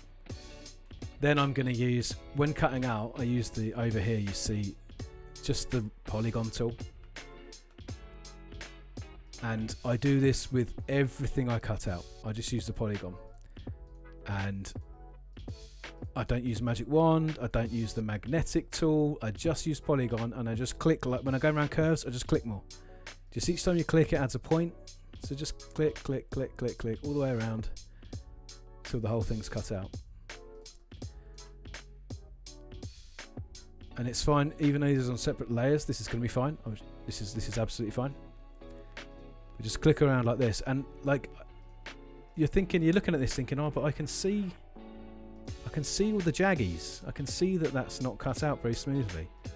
And I'll tell you, no one else is going to see that. When this is in the thumbnail, nobody is going to say, I think that the inside of the Castlevania logo has been cut out a bit jagged. No one's ever going to do it. So it's a bit like, oh shit, double clicked. Kind of like we were talking about earlier with the digital painting, like there's so much that you could do, but there's almost no point because nobody is going to see all the things that you know are wrong with your artwork.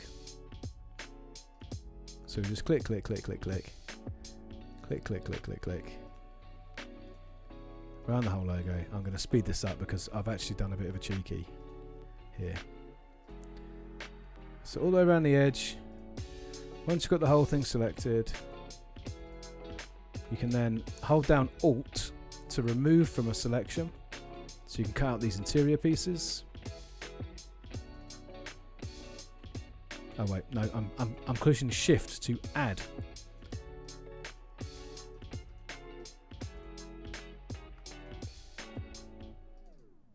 No, I am pushing Alt to minus. I don't know why that didn't work that time.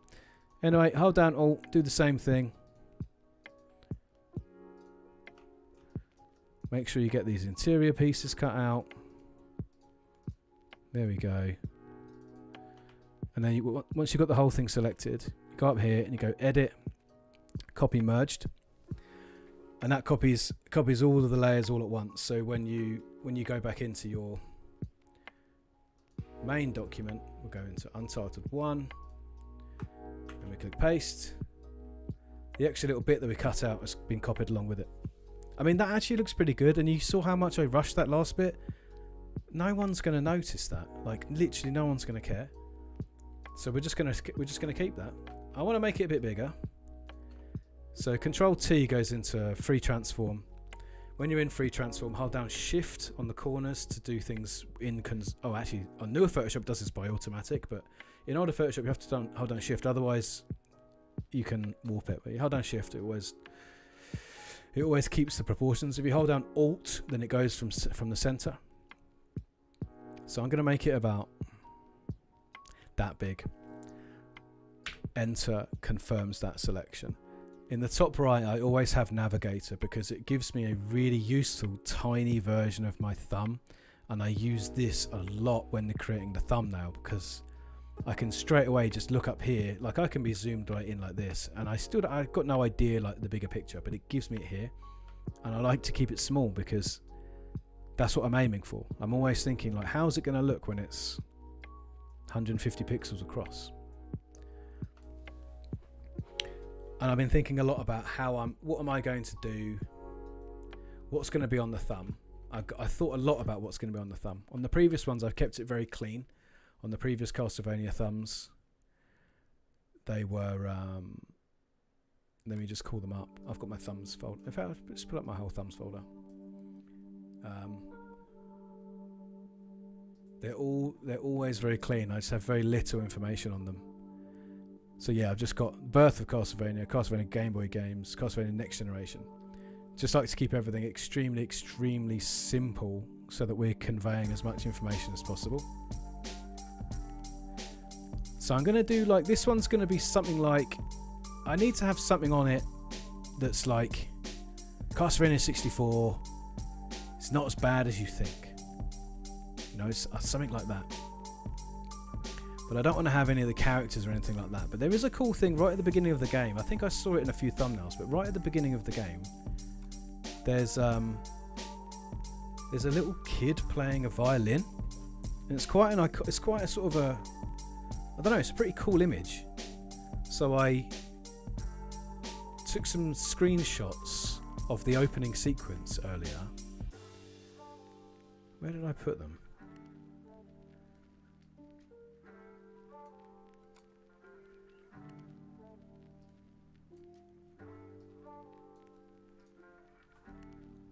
Captures, in my captures folder. So I grabbed a couple of shots of this little lad playing a violin, like blown up massively. So I think I'm going to use this in the background of the thumbnail because I think that's quite a fun, quite an interesting looking thing.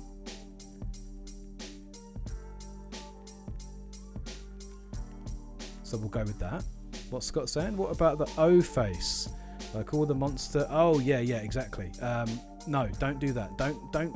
So a lot of YouTubers put themselves in their thumbnails, and I think that's actually kind of a cool thing. I just couldn't see myself doing it. I think I read a really great biography about Peter Jackson recently, which basically said Peter Jackson, when making The Lord of the Rings, like Viggo Mortensen like spent days in his costume, and he like camped out and slept under the stars and ate food cooked on a real fire. And Peter Jackson didn't do any of that because he sort of said the whole thing's sort of inherently silly, even though he's making like one of the greatest sort of film productions of all time. He just understood that it was inherently quite silly and he couldn't take it seriously. And I think I'm a bit of the same. Like I don't dislike the idea of putting yourself in your thumbnails. I just find the idea, I don't think I take myself seriously enough to do it. So yeah, we're going to put this lad in, and I think I quite like the kind of this one. I like this wider shot. Actually, that looks pretty good like that, actually. Mindful of the...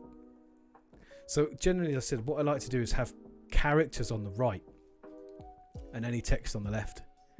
But because I'm just going to experiment a little bit with this, so we'll just see what happens. Where did you get the template? Oh, this template. I made it. I just screenshot a load of different YouTube thumbnails on like in live search, in recommended, and then just kind of built up this heat map of really where these information things go for. Oh.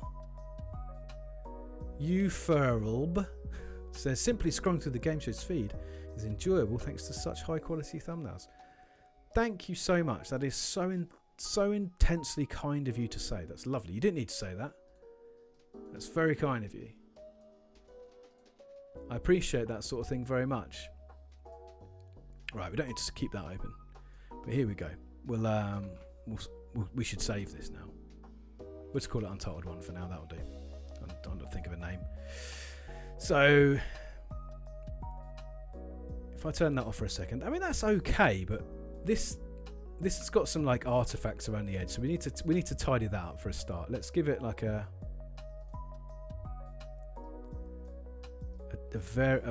almost black stroke, and I'll set it to center, which means it goes outwards and inwards at the same time. See, so kind of, and that way I get to clean up some of these edge pixels. Yeah, that's pretty good, I think. Also, because this is a box scan, this is a bit textured, so we can use reduce noise in Photoshop. It's actually pretty good at tidying that kind of thing up.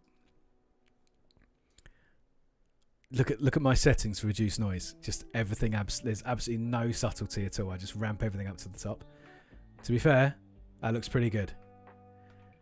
And then I'm going to do Control L, which opens up levels, because I noticed again these. We want to crush these. We want to get this really. We want to get those colours popping. So really crush that black. Yeah, there you go. That's nice. That's a tidy logo. I'm not really keen on this black background though. I'm not sure on black thumbnails. I don't think I've ever had a black thumbnail. I also need to. Do you know what I also need? I need that. Like, I need it like, you know, like the N64 logo. Oh, it fits like the N64 logo. So this is the bit where I talk about why I've got these guides up. So when I get the Castlevania logo and I go into free transform, which is Control T, it shows me, can you just about see here, there's a tiny little crosshair, and it shows me that's the actual center of the pixel layer, so I can get it banging in the middle. But you see with this, what I've aimed to do is, because this is an asymmetric logo, I want to keep it as central as possible. But now I've added the 64, it's thrown it off. So if I select them both and then Control T, the crosshair's moved a bit to the right. So now if I bring that over, now the whole logo is centrally aligned. There we go. So I feel like that's kind of the vibe I'm going on. Colours will always change. All I'm doing now is trying to get form down. Do I want this kid to be smaller? Like, do I want maybe more of him to be on? I can't. Maybe over here so I can see his little violin. In fact, I can see the violin better in this shot, so maybe this is the shot. Let's turn him off.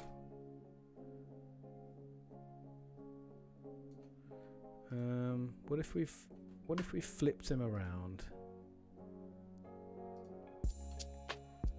I quite like the violin because it's quite sad. And the thing about Castlevania 64 is it was a huge flop, so he's playing the violin. It's the lament for Castlevania 64.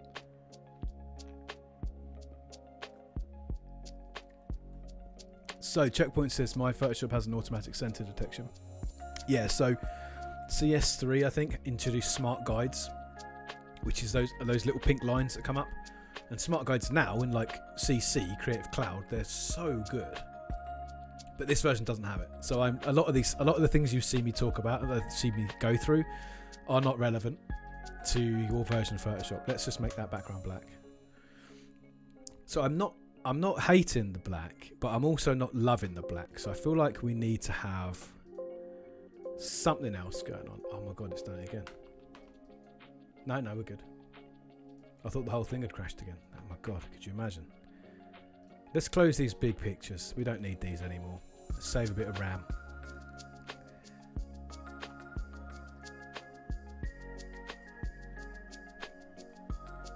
feel like this kid's a good choice. I'm just figuring him out, you know. Like, where's he going?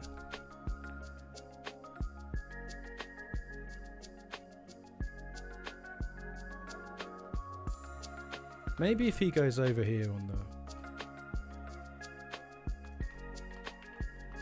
So this, a lot of the process is this. Just trying to get this feeling right. Getting these characters in the right place. I'm a bit upset that you can't like make him out and his violin at the same time. Yeah, that's it. Because I can see him, I can see the violin. It kind of makes sense, right? Yeah, do you know what? We'll just call it that. But I am not in love with the black, so I'm going to just not on there. I'm going to create a new layer, purple, and I'm just going to get some underneath the logo. I'm just going to get some kind of what's causing that? That's interesting.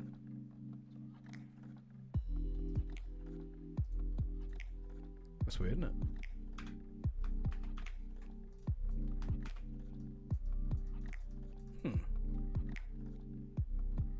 What actually is causing that? Like, it shouldn't be doing that. Image mode, RGB. There we go. That's what's causing it. It was in CMYK for whatever reason. So yeah, chalk brush. I'm just going to get some purple down, so it just gives some kind of visual interest.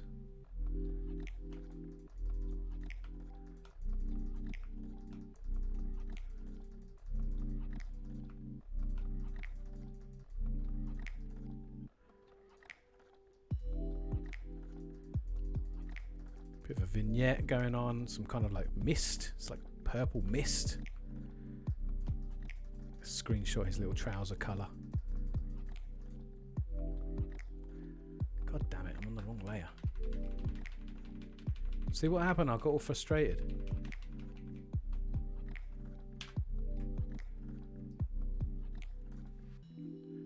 Where'd that kid go?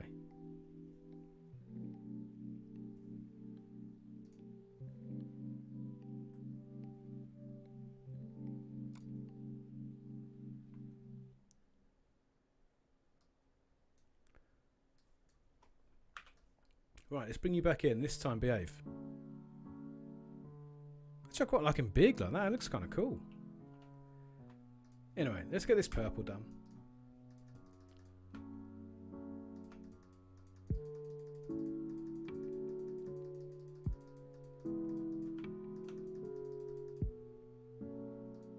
Let's get the opacity of that brush right down so we can get more volume. Yeah, there we go. So we can really get some kind of interest on this render. So this is the kind of thing that I'll do. Like I'll sit and just I even do this with the brush, with the mouse. I don't do this with a Wacom. I'll just do this with the mouse, and then maybe we'll have a just play with the blending modes. What we've got that looks interesting. Lighten. Actually, that looks pretty good. Actually, that looks really good. Yeah, do you know what? Lighten stunning. Then we will layer mask that because we don't want everything to be showing through as well as it is.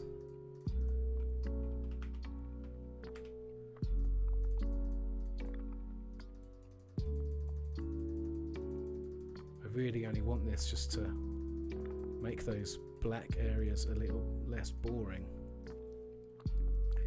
Let's spatter it as well.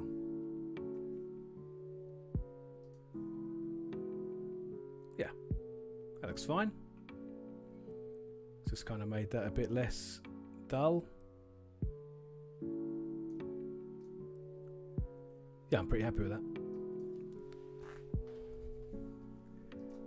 I think we need that kid is kind of merging a little bit with the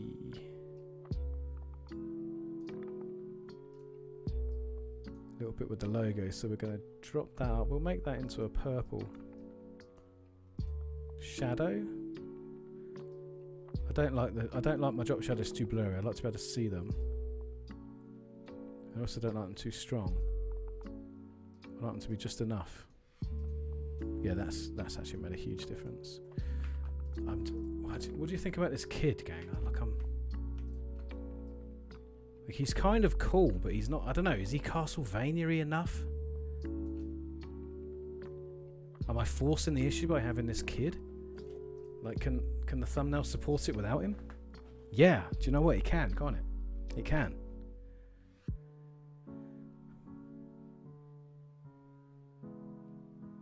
Yeah, it really can. If I take that, we can just kind of... That actually might be the thumb. Maybe the kid's too much.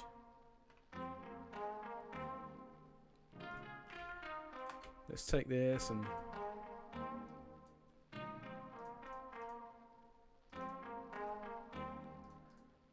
Let's get a gradient overlay on this text. You've got to have gradients on your text. That's imperative. All the way up to that, and then we get this like... Yeah.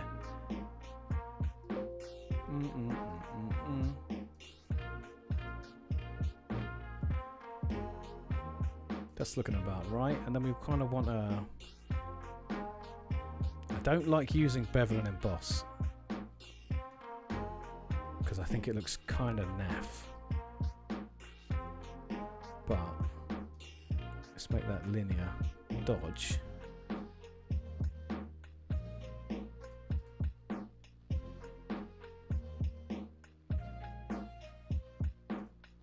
And that actually looks kind of cool. Yeah, do you know what? I'm really happy with that. I'll do another drop shadow on that as well. Make that purple.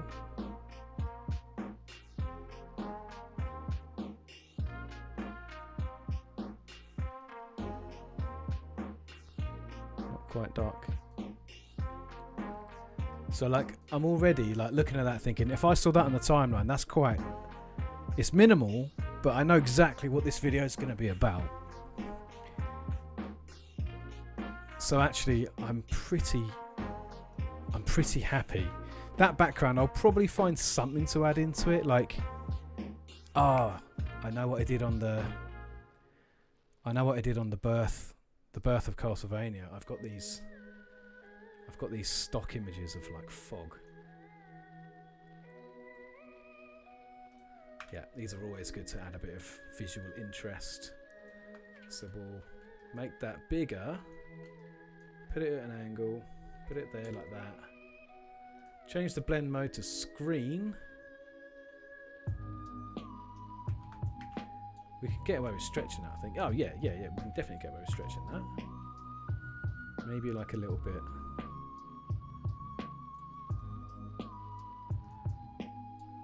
Maybe drop it down. Oh, do you know what? Instead of dropping it down, we'll level it, because we can kind of control a bit. Yes, boss man.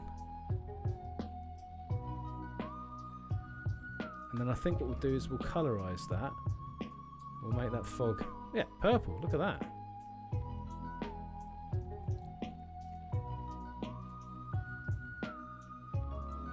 We'll leave that one out, but I think there's a smoky... Yeah, I like this one because it's got like little wispy bits. So we'll... Same again, we'll just kind of tuck that. Maybe like... Put that screen.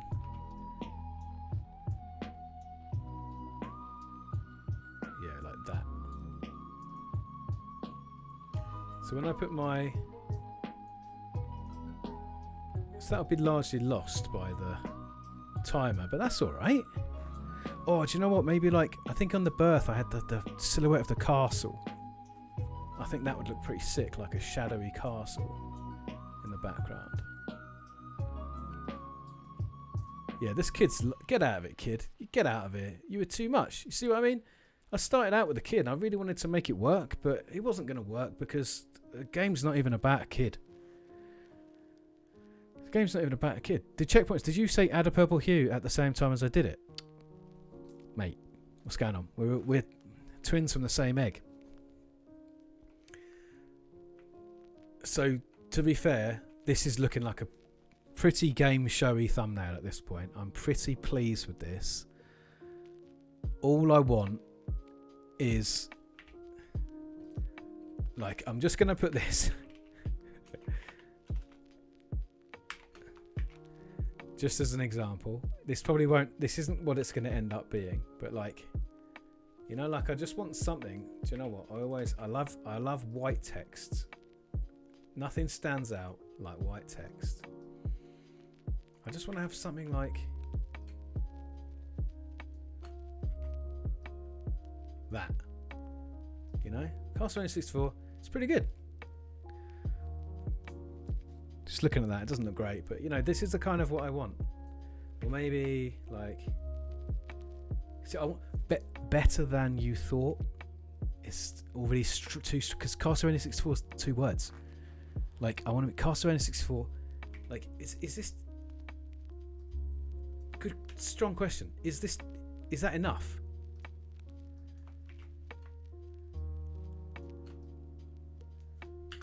Or is that enough?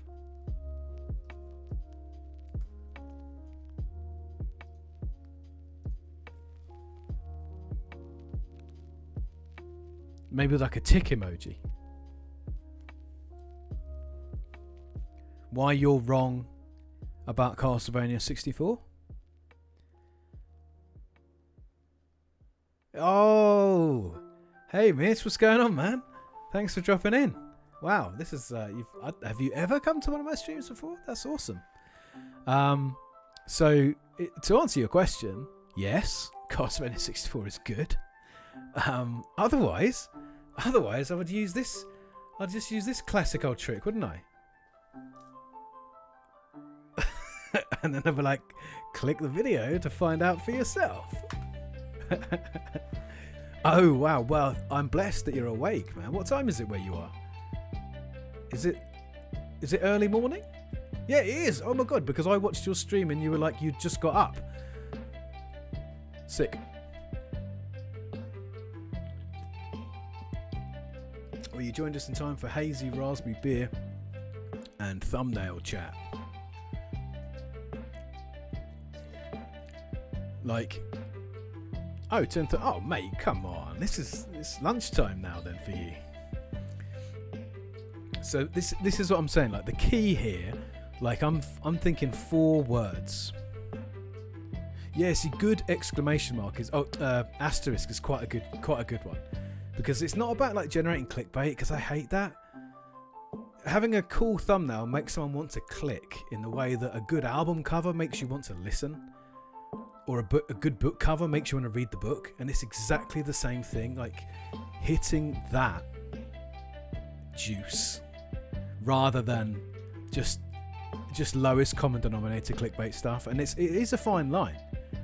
There's a degree of subtlety, but I just think 4 words. Because again, like I said, if someone doesn't have good reading comprehension, if English is their second language or third language, too many words, too many. You know, if it's too confusing, you're limiting the amount of information that people are getting from you. So I'm not saying this video is going to say Castlevania 64 good, but this is what I'm aiming at. Like, how much information can we get to somebody in a tiny image? Like, look at the top right, in a tiny image on a phone, to make them go, okay, I know what this video is about. And it's like, this is a video where I'm telling you a game which is notoriously known as being bad. It's not as bad as you thought, and that makes someone go, oh, okay, cool. And then obviously you've got the first line of the description, you've got the title of the video, so you can kind of stack it out. But do you know what, I'm actually really tempted now. Like, I'm just looking at this thinking, Castlevania 64 good. Like, I like that. Better than you thought before. Too many words. That's the thing. Is this, you've got to like smash out. Like I did the birth of Castlevania the Next Generation. That was quite wordy. I was like even thinking this is a bit indulgent, because I was doing it as a joke. That's a joke thumbnail.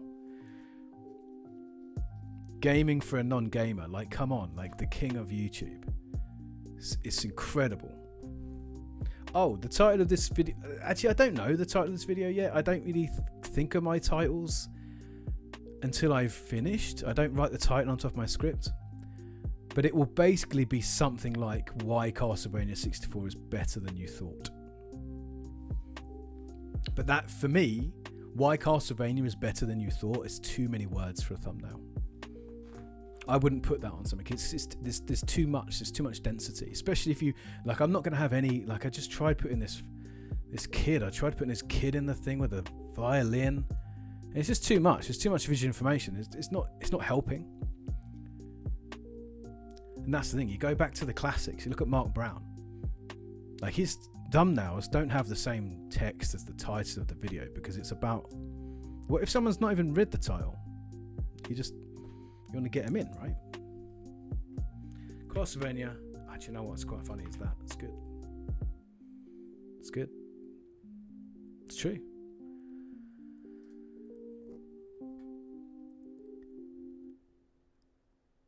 Yeah. That's it. You got it. The statement meta. So back in the old days, what I would do is I just had this like generic thing. It would just say review, and I just put the title review, job done. And I'm not really on that vibe anymore. Like, I don't like those. I used to think those consistency thumbnails were really cool, and then I just kind of got out of the loop of it. But this is my thing. So like, always, you're thinking about this heat map, thinking about keeping nothing here, never have anything here. And then here, left and right, try to keep this as clean as possible. Better than you remember. Better than you remember.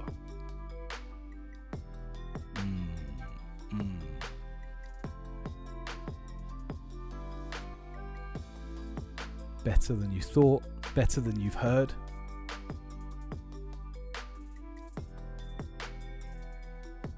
Yeah, it is too formal. It's too formal. And also there's, like, if you're Mandalore, then you can have that. Because you see a Mandalore video on your feed, by the time you've seen it, it's already got, I don't know, 20,000 views or whatever. So, like, it's okay. It's okay for them. But when you're at our level, like you say, you've got to sell that story. It's like Checkpoint said, you've got to sell that story. You've got so much more. There's more opportunity for creativity as well. So it's not just that's it. See, Mitch has got it. It's for being an established channel. Like, I kind of like I sometimes have those little branded things in the corner, and it's like, who's that for? No one knows my channel. No one knows Second Wind or whatever the hell else I call my video. It's like, that's for me. I just like doing it. But like, yeah, a fully established channel, when someone sees that little logo, they'll click because they go, oh, I know who that is. I'm gonna go to it. But to be fair, I'm vibing on this yellow purple. This is strong. Bit of smoke. Killing it, truthfully.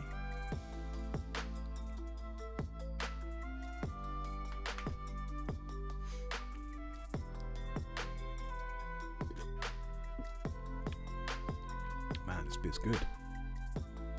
Michela. Tidy. Castlevania's good. You ever played it? It's good. Like, what happened? That guy. What happened? The logo's just strong. The thing is like, you think about, like, there's a whole company like coming up with this stuff. I'm not going to be able to do their job better than them. Oh wait, whoa. So hold up. Uferb. I'm really sorry for mangling a username, by the way. It's a word I've not seen before, so I don't know if it's.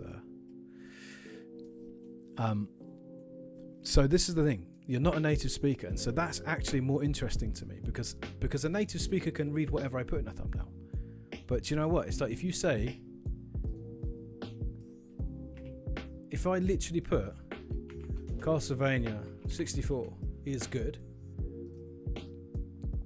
Like, however I figure out I'm going to put this, like whether it's flat or whatever, and you're saying, for me that works, Oh, mate, yes. Yes, Mitch. So is this the point? Oh, yeah, because I forgot you're such an N64 guy. Is this the point where you say, mate, I have played this game and it really ain't all that. Stop trying to be Mr. Positive. Because I played it, I've emulated it. I didn't play it on original. Part of my review, in fact, is saying actually one of the worst parts about this game is the N64. The controller's a bit tough for an action game. But it's not just that. But one of the things is, you haven't played since you were 11? Okay. I mean, I would say go for it. But truthfully, emulate it. It's so much better. Because there's... it's a game from 1999. Konami was slow to jump on 3D games. They released Symphony of the Night like 2 years before this. And essentially, again, not giving you away too much of the content of my video, but basically Symphony of the Night bombed. And Konami assumed the reason for that is because it was 2D, which is probably true. So like, we need to make a 3D game. Mario's done it. Zelda's going to do it. They were like, we need to get on that. So basically, they just absolutely rushed out a 3D game without having, kind of any idea what they're doing, because it's not like there was any fundamentals at that time. Like it was a Wild West. There was no defined control schemes. There was no defined way of doing things in 3D. So they were making everything up as they went along. And in fair play to them, they did extremely well with what they had. But the climbing, there's like climbing and platforming and all kinds of stuff that is nowadays so easy to do, because obviously we have tools like Unity and things like that. Like 3D is just so simple. But in those days, like, they just had no idea. There was no precedent. So they were like, how do you jump from a 3D platform? What should the camera do? Should it follow you like a film? Should it be, the camera isn't behind your head all the time. It's like flying around the place. Yeah, incredible. Like, it's a fascinating story, and hopefully I'll try to convey at least 10% of the interest when I actually get the video out. Because, up until this point, Castlevania was Konami's #1 flagship franchise. It sold millions and millions of copies all over the world. It had essentially put them on the map. Symphony of the Night was the first basically like proper flop, and it's the best one. Like today, everyone still goes on about how good Symphony of the Night is, and it flopped because it was like a 2D game on the PlayStation, and PlayStation gamers wanted Ridge Racer and Tekken and all these hot new 3D franchises. And yeah, so like by trying to start their own 3D team, it's a gamble, but it didn't really pay off. But it's fascinating stuff. But yeah, so like if you play it now, it's pretty frustrating because of the way it controls, because like there's not a lot of friction on the ground. It's quite slippy. Oh, thank you so much. You're so kind. Lottie just brought me more beer and sausage rolls. Yes. Yeah, so the cool thing about emulating is you can save state, because like there's so many climbing sections where you just fall from the top and you die, and then you have to start the whole level again.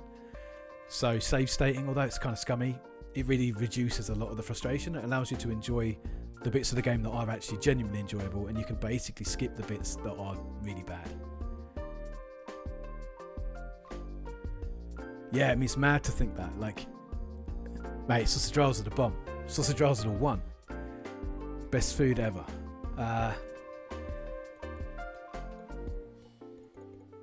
Yeah, it's crazy to think that. So I remember Symphony of the Night was released in an obscenely low amount here in the UK. Like it was like 170,000 copies made. And a mate of mine had a copy like at release, and then within 2 years it was worth about 200 quid, because it's one of like the stupidly rarest games on the PS1. Because Konami made so few in Europe, and then because the game actually bombed, they just never reissued it for a very, very long time. Different story now. You can get it on your phone. You can get it on anything. But yeah, I don't know. It's crazy how these things work out. It's crazy. But hey, I'm gonna make a video on it, so don't make me tell you all of my secrets. Turn up to my video, man. So I'm actually, do you know what? I'm just gonna go with. Oh, mate, I hate hearing about that. But the person who bought it probably had a fantastic time. I never owned a physical copy of Symphony of the Night. I'd love to. Like it is like the best, pretty much the best action platform I've ever made. Still is pretty damn good. Yeah, crazy.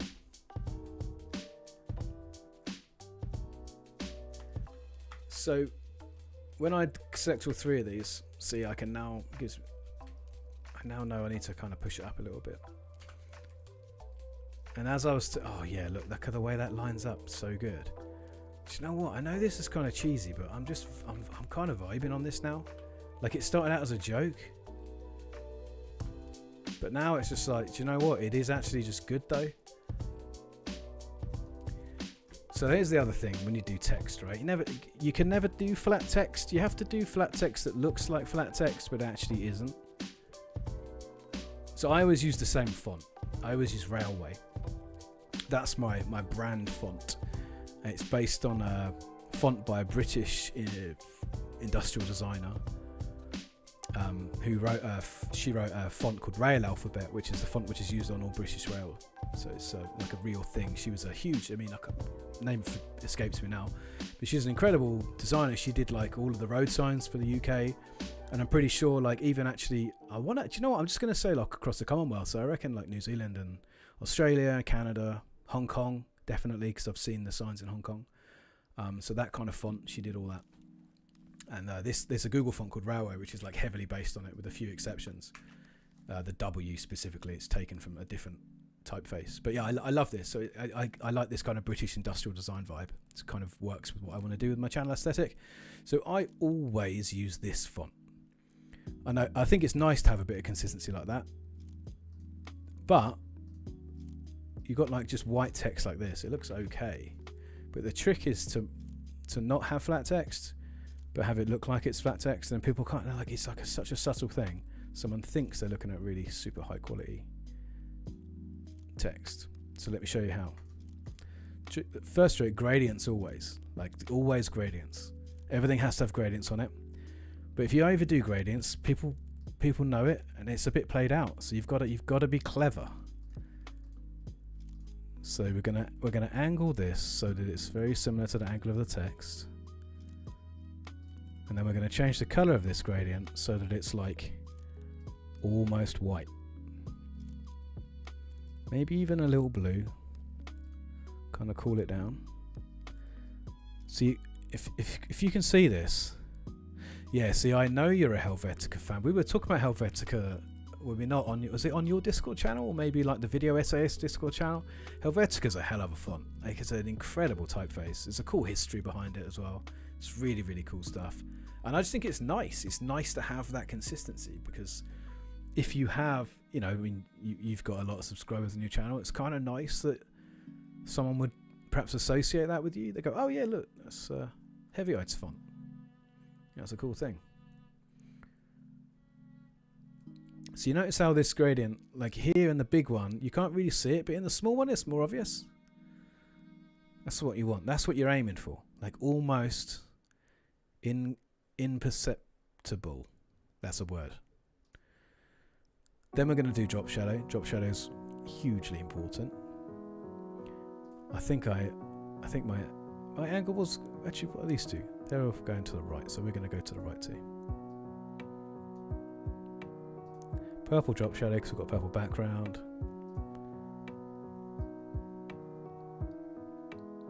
That looks good.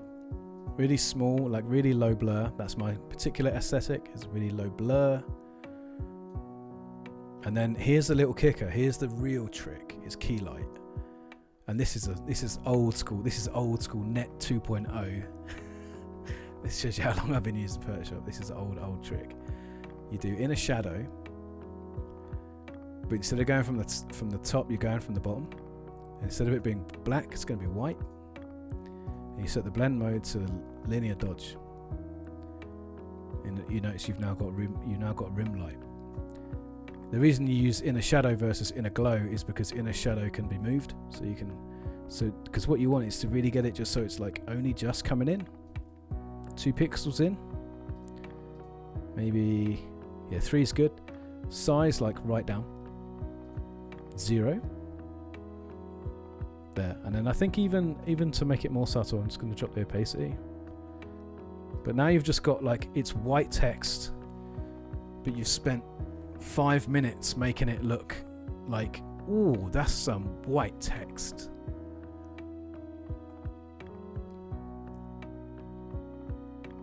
I'm just going to test to see. Nah, it's got to go above, hasn't it? It's got to go above. So we're outside of we're inside the safe zones. We could even move that in so that it looked good on Twitter. Like I'd have to go there. Nah, forget it. Who cares about Twitter? I feel like I want this to be a little smaller. It's kind of overdoing it. But I also just think that's it.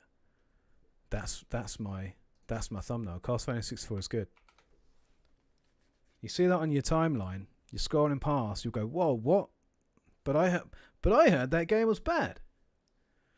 First you had my curiosity, now you have my attention.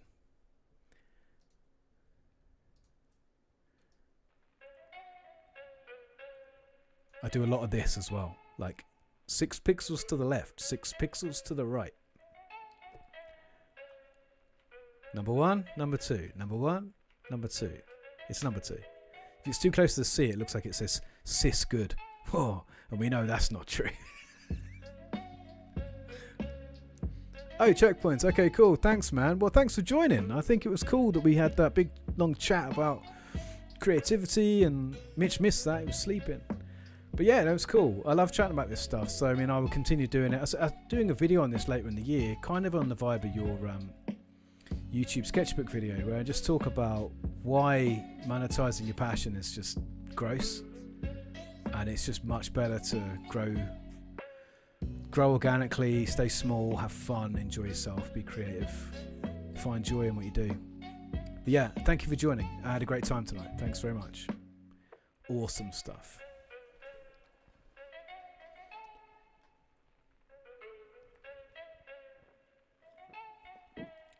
Ooh, did you hear that swallow? Yeah, this is actually completely my aesthetic now, this thumb. But it looks like it's too far down. Right? This needs to come up. Yeah. Yeah, that's probably it.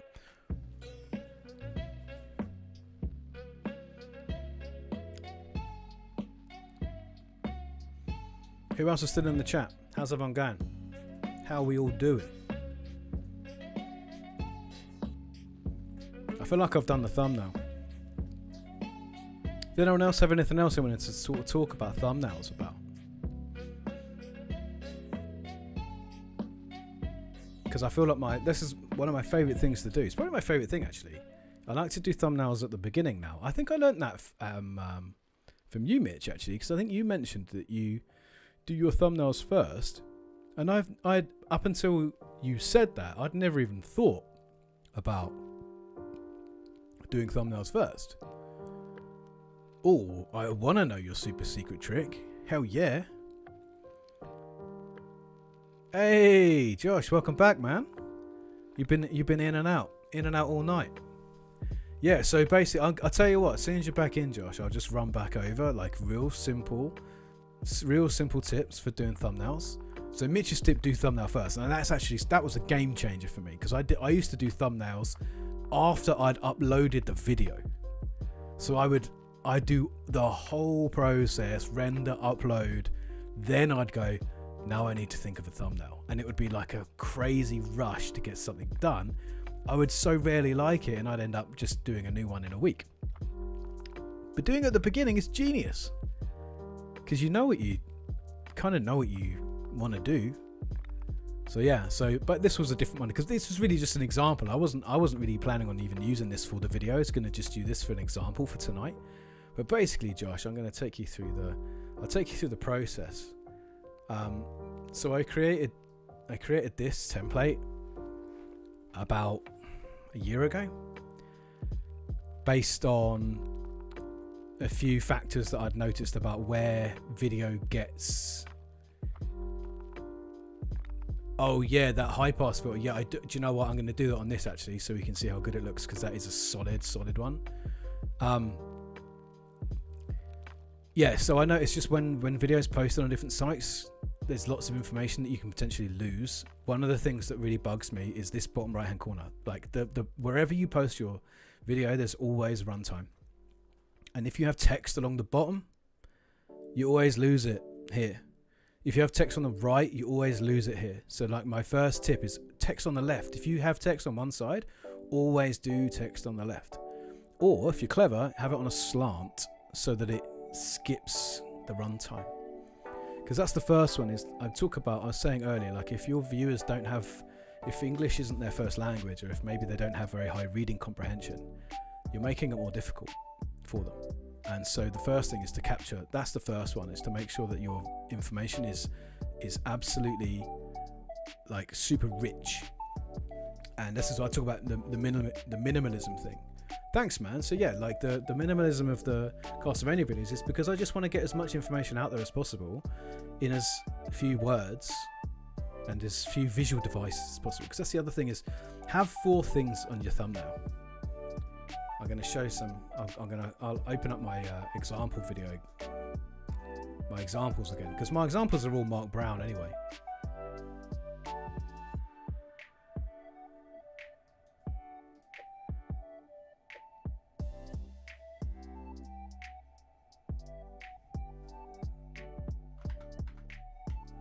Because he's the king.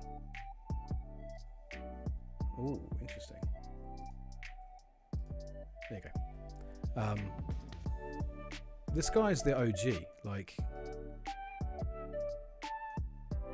this is how you do thumbnails. 1 picture, 4 words. 1 picture, 4 words. He's paying attention to where he's paying attention. Hang on. This is where the runtime would go. Here. This is where the runtime would go. Here. He knows what he's doing. He's keeping everything super clean. Text is so easy to read. That's another thing as well. Your text has got to be easy to read. So your text has got to be white. If it's not white, it's got to be a bright, high index color. So when you do this, and this is, I did this about in the digital painting section of this stream as well. Do this every time you're working. Squint at your work. If you can't read it, then it's not good enough. And that's the thing you have to do. You have to, like, squinting allows you, it like increases the contrast. So if you, or maybe reduces, whatever it does, I don't know. Be a squint. This is what we do when we do like life drawing, life sketching. You always squint. This is what allows your work to kind of sing. So if you have a really busy background and you have like a pink text or whatever, it can be lost. Yeah, that's a really good idea. Look at them without your glasses on. I only just got glasses this year. It's that time. That'll be me soon. And so this is just like, I also have an IGN one that I really like. But it's the same thing. It's just like, again, paying attention. You know where the runtime's going. Keep the text on the left. It's genius.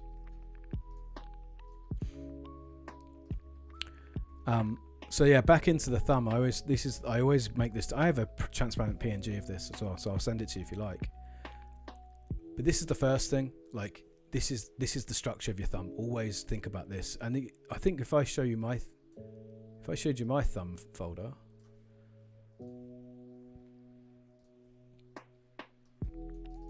they all follow that rule.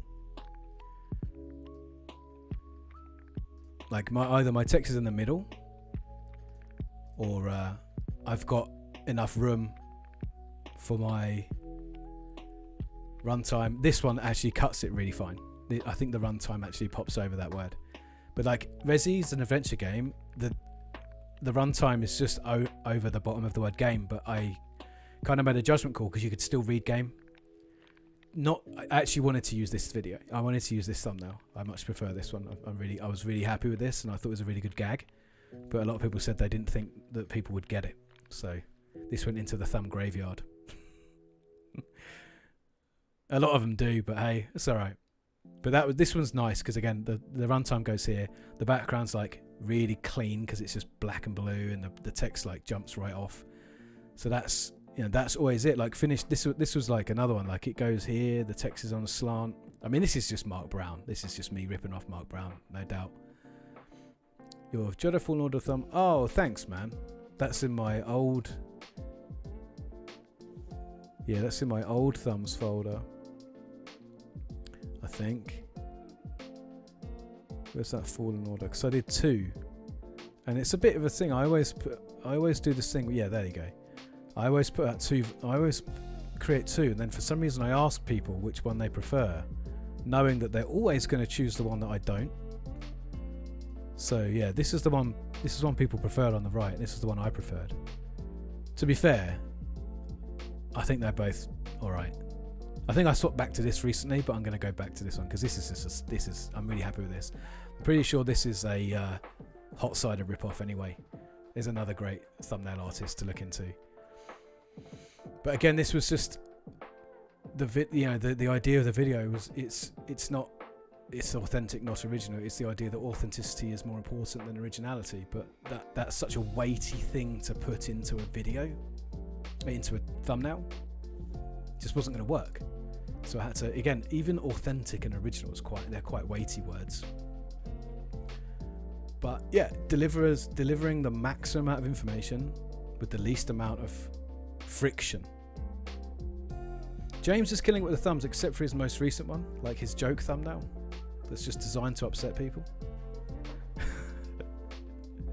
Oh, thank you. Do you know what? I'm going to change the Secret of Resident Evil back. It's a good thumb. I like it. I enjoy it. But yeah, so this is it. So this is the thing is, like, my thumbnail tips are text has to absolutely be kept to a maximum of like 4 words. You have to have no more than 4 visual elements on a thumbnail. Contrast has to be high. You have to be able to read everything. Reading comprehension has to be low so that more people can understand it. And you have to pay attention to where things go. That's it. That's those are the rules I stick with. So this is the thumbnail that we just made on stream. So this is Castlevania 64 is good. It's good. That's where we at. That new Hot Cider thumbnail, man. It upset me. I don't mind admitting it. But yeah, that's it.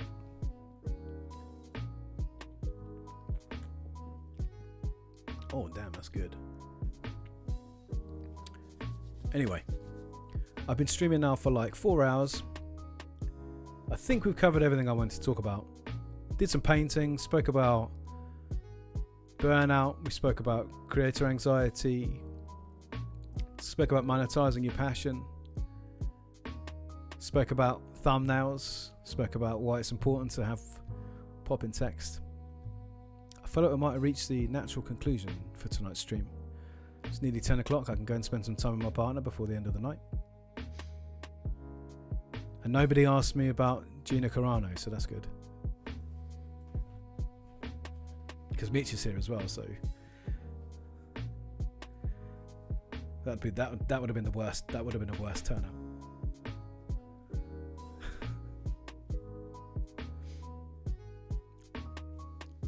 Oh yeah, I did finish the ice cream piece. Let me just call that up.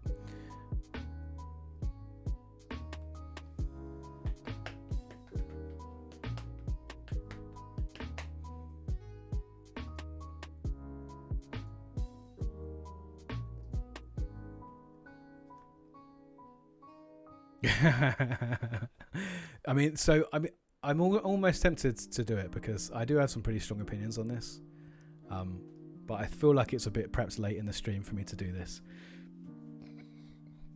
But I am massively against cancel culture. I think it's horrible. Even when people say horrible, hateful, gross stuff, which Gina Carano did. I think compassion is more important than cancelling, but there we go. That's going to be that's all I'm going to say, because we don't need to fall out about that. Anyway, here's my finished ice cream piece. I've only finished the piece on the left. I'm going to do the one on the right offline. I think there's some more work to do on the one on the left, but I'm pretty happy with how it came out. It's nice and clean. I feel like stickers would be solid for these. Checkpoint said about putting on a shirt, which I'm okay with. I don't mean...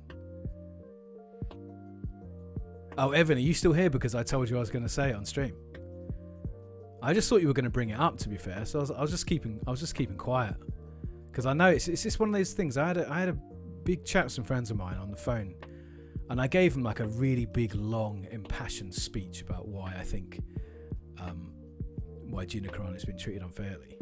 And they're the same as me. Like this, I mean, they live in Bristol. If you're from the UK, you know, like everybody in Bristol is not only is it as far left geographically as you can get on the country map, but it's there as far left as you can get in the political map. Like it's an awesome city, but it's a city. If you can imagine an entire city populated with super lefty snowflakes, you know, they're like my kind of people, and it's an uncomfortable conversation to have, because they're like, I don't agree with you, but also, also it's kind of unfair. I mean, the main reason for this, and again, I'm not going to go into it too much. I was thinking about doing like a little thing and putting it on Twitter, but I don't know if I need the heat really. But like, I've done some really edgy stuff in my life, and I've said some really edgy things, and I regret all of them. And if some of them came to light, I would be really embarrassed. Like some of it like would come to light because it's not like it didn't happen in private or something. But you know, I've just like done all the things that edgy teenagers do. You know, where you just decide you're gonna just fucking wear some like outlandishly provocative thing, or you're gonna just say provocative things on your social media because you want to get a response out of people. Like it's a terribly irresponsible thing to do, and it's definitely bad. I definitely, you know, regret doing a lot of weird, edgy stuff that I've done in my life. However, I've had long enough to realise the error of my ways and to grow as a person, and to try not to say things that are provocative or insensitive. Don't always succeed. It's a constant journey. You know, life is a journey, and I'm learning all the time. But if I were just to be told I could no longer talk, or I was going to be fired from my job, that would be really hard. It would be very difficult. And I'd like to think that because I have friends, I have right-leaning friends who say really insensitive things. A friend of mine made a big transphobic joke on a Zoom call the other day, and I was like, dude, that's so bad. Like, it's so icky. It wasn't even funny. Like, it was just, but also it's my friend, so I like show them compassion. I'm like, yeah, you can't say that, and here's why you can't say that. And you know, the idea is that person will then go, okay, do you know what, I listened to what Matt said, and maybe in future I won't make that same joke because it seemed funny to me, because perhaps I didn't understand the context, or perhaps I didn't have the kind of emotional maturity, or maybe I just didn't have the frame of reference as to why that was a bad joke. And if I just said, that's it, you're not going to be my friend anymore, it's a shame for everyone, I think.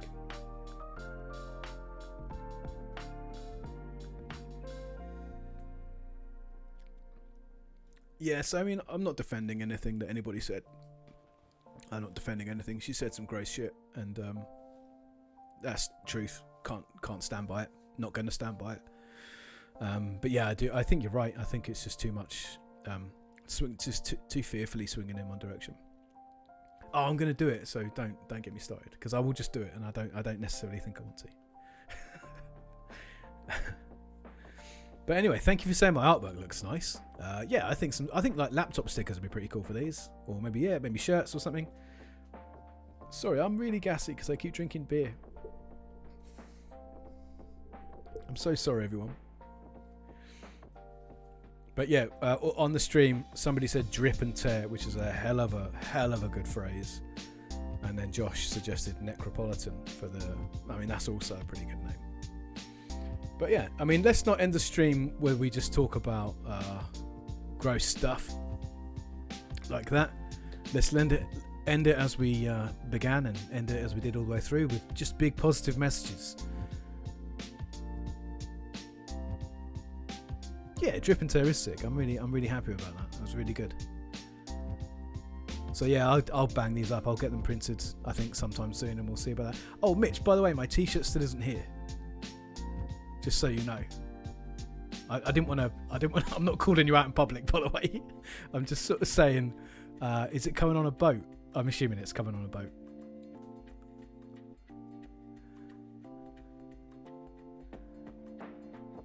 Oh, mate, That's so nice. Thank you so much. Subscribe to the game show. Please do. Please do. No, I didn't get an email. No.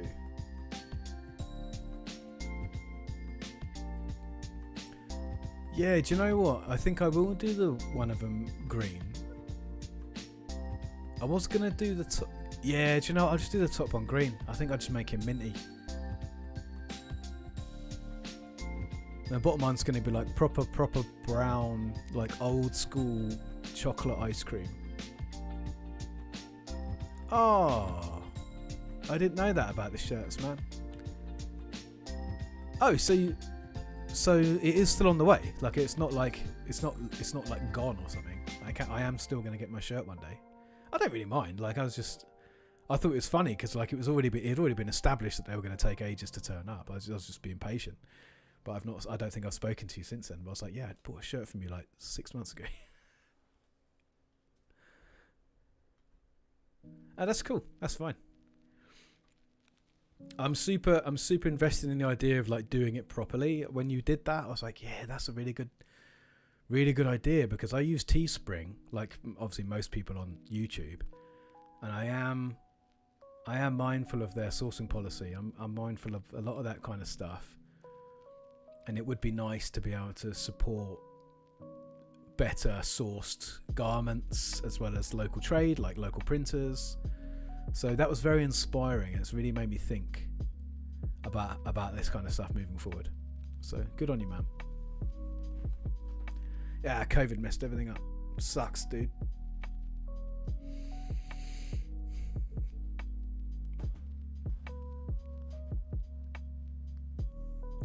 Anyway, guys, thanks so much for joining. I had a great time tonight. Josh, thanks for popping in a few times over the course of the stream. Mitch, thanks for dropping in. I'm over the moon that you turned up. Internet superstar Mitch Kramer, everybody. The king of the video essayists is here. It's unbelievable.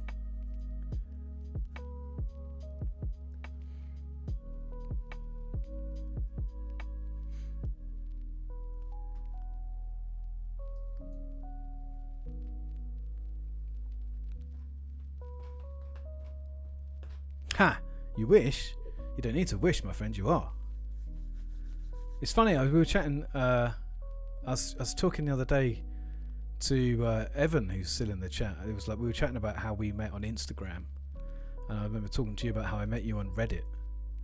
2 websites that I no longer use. Weird, isn't it? Weird how you meet people. Hey, Nu! Oh man, you have joined literally as I'm ending the stream. I'm really sorry, bud. I'm really sorry, but you missed it. I've been doing this for 4 hours now, and I'm kind of done. I want to spend the rest of my night with my partner. Yeah, Reddit, man. Don't use that website anymore, and I don't use Instagram for the game show either. But it's cool because I met really good people through these websites, so I'm actually really happy that like I connected up with you guys before just binning it off entirely. To be fair, you are the only person I met on Reddit. So, you're the best and worst person I know from Reddit. Take from that what you will. Yeah, no worries, Nu. Like, I'll be in this. If you're going to be on Discord tonight, after this stream, I'll be in the chat on there. So if you want to we'll have a little chat. We'll do our big fields train again tonight, if you like. Yeah, thanks for coming. Thanks for coming, Evan. It's really cool. It's really cool that you came and hung out. It was really cool speaking to Dakota. If you speak to him before I do, please send him my love. Oh, wicked. That's great. I'm also the worst person you know from Reddit. That's awesome.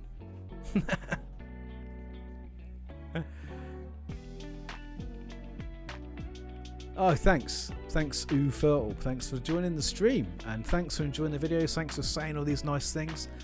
In the link, there is a link to the Discord server. So if you guys are keen, just scroll down and click, and we chat about all kinds of stuff on there. Mostly computer games, but we chat about all kinds of other stuff too, including mental health, other nice things like that. So yeah, please come down, come and join the vibes. Everyone, thanks so much. I'll leave the chat up for like a couple of minutes, but yeah, thanks everyone for joining. I had a great time. Love you all loads. Ta-da.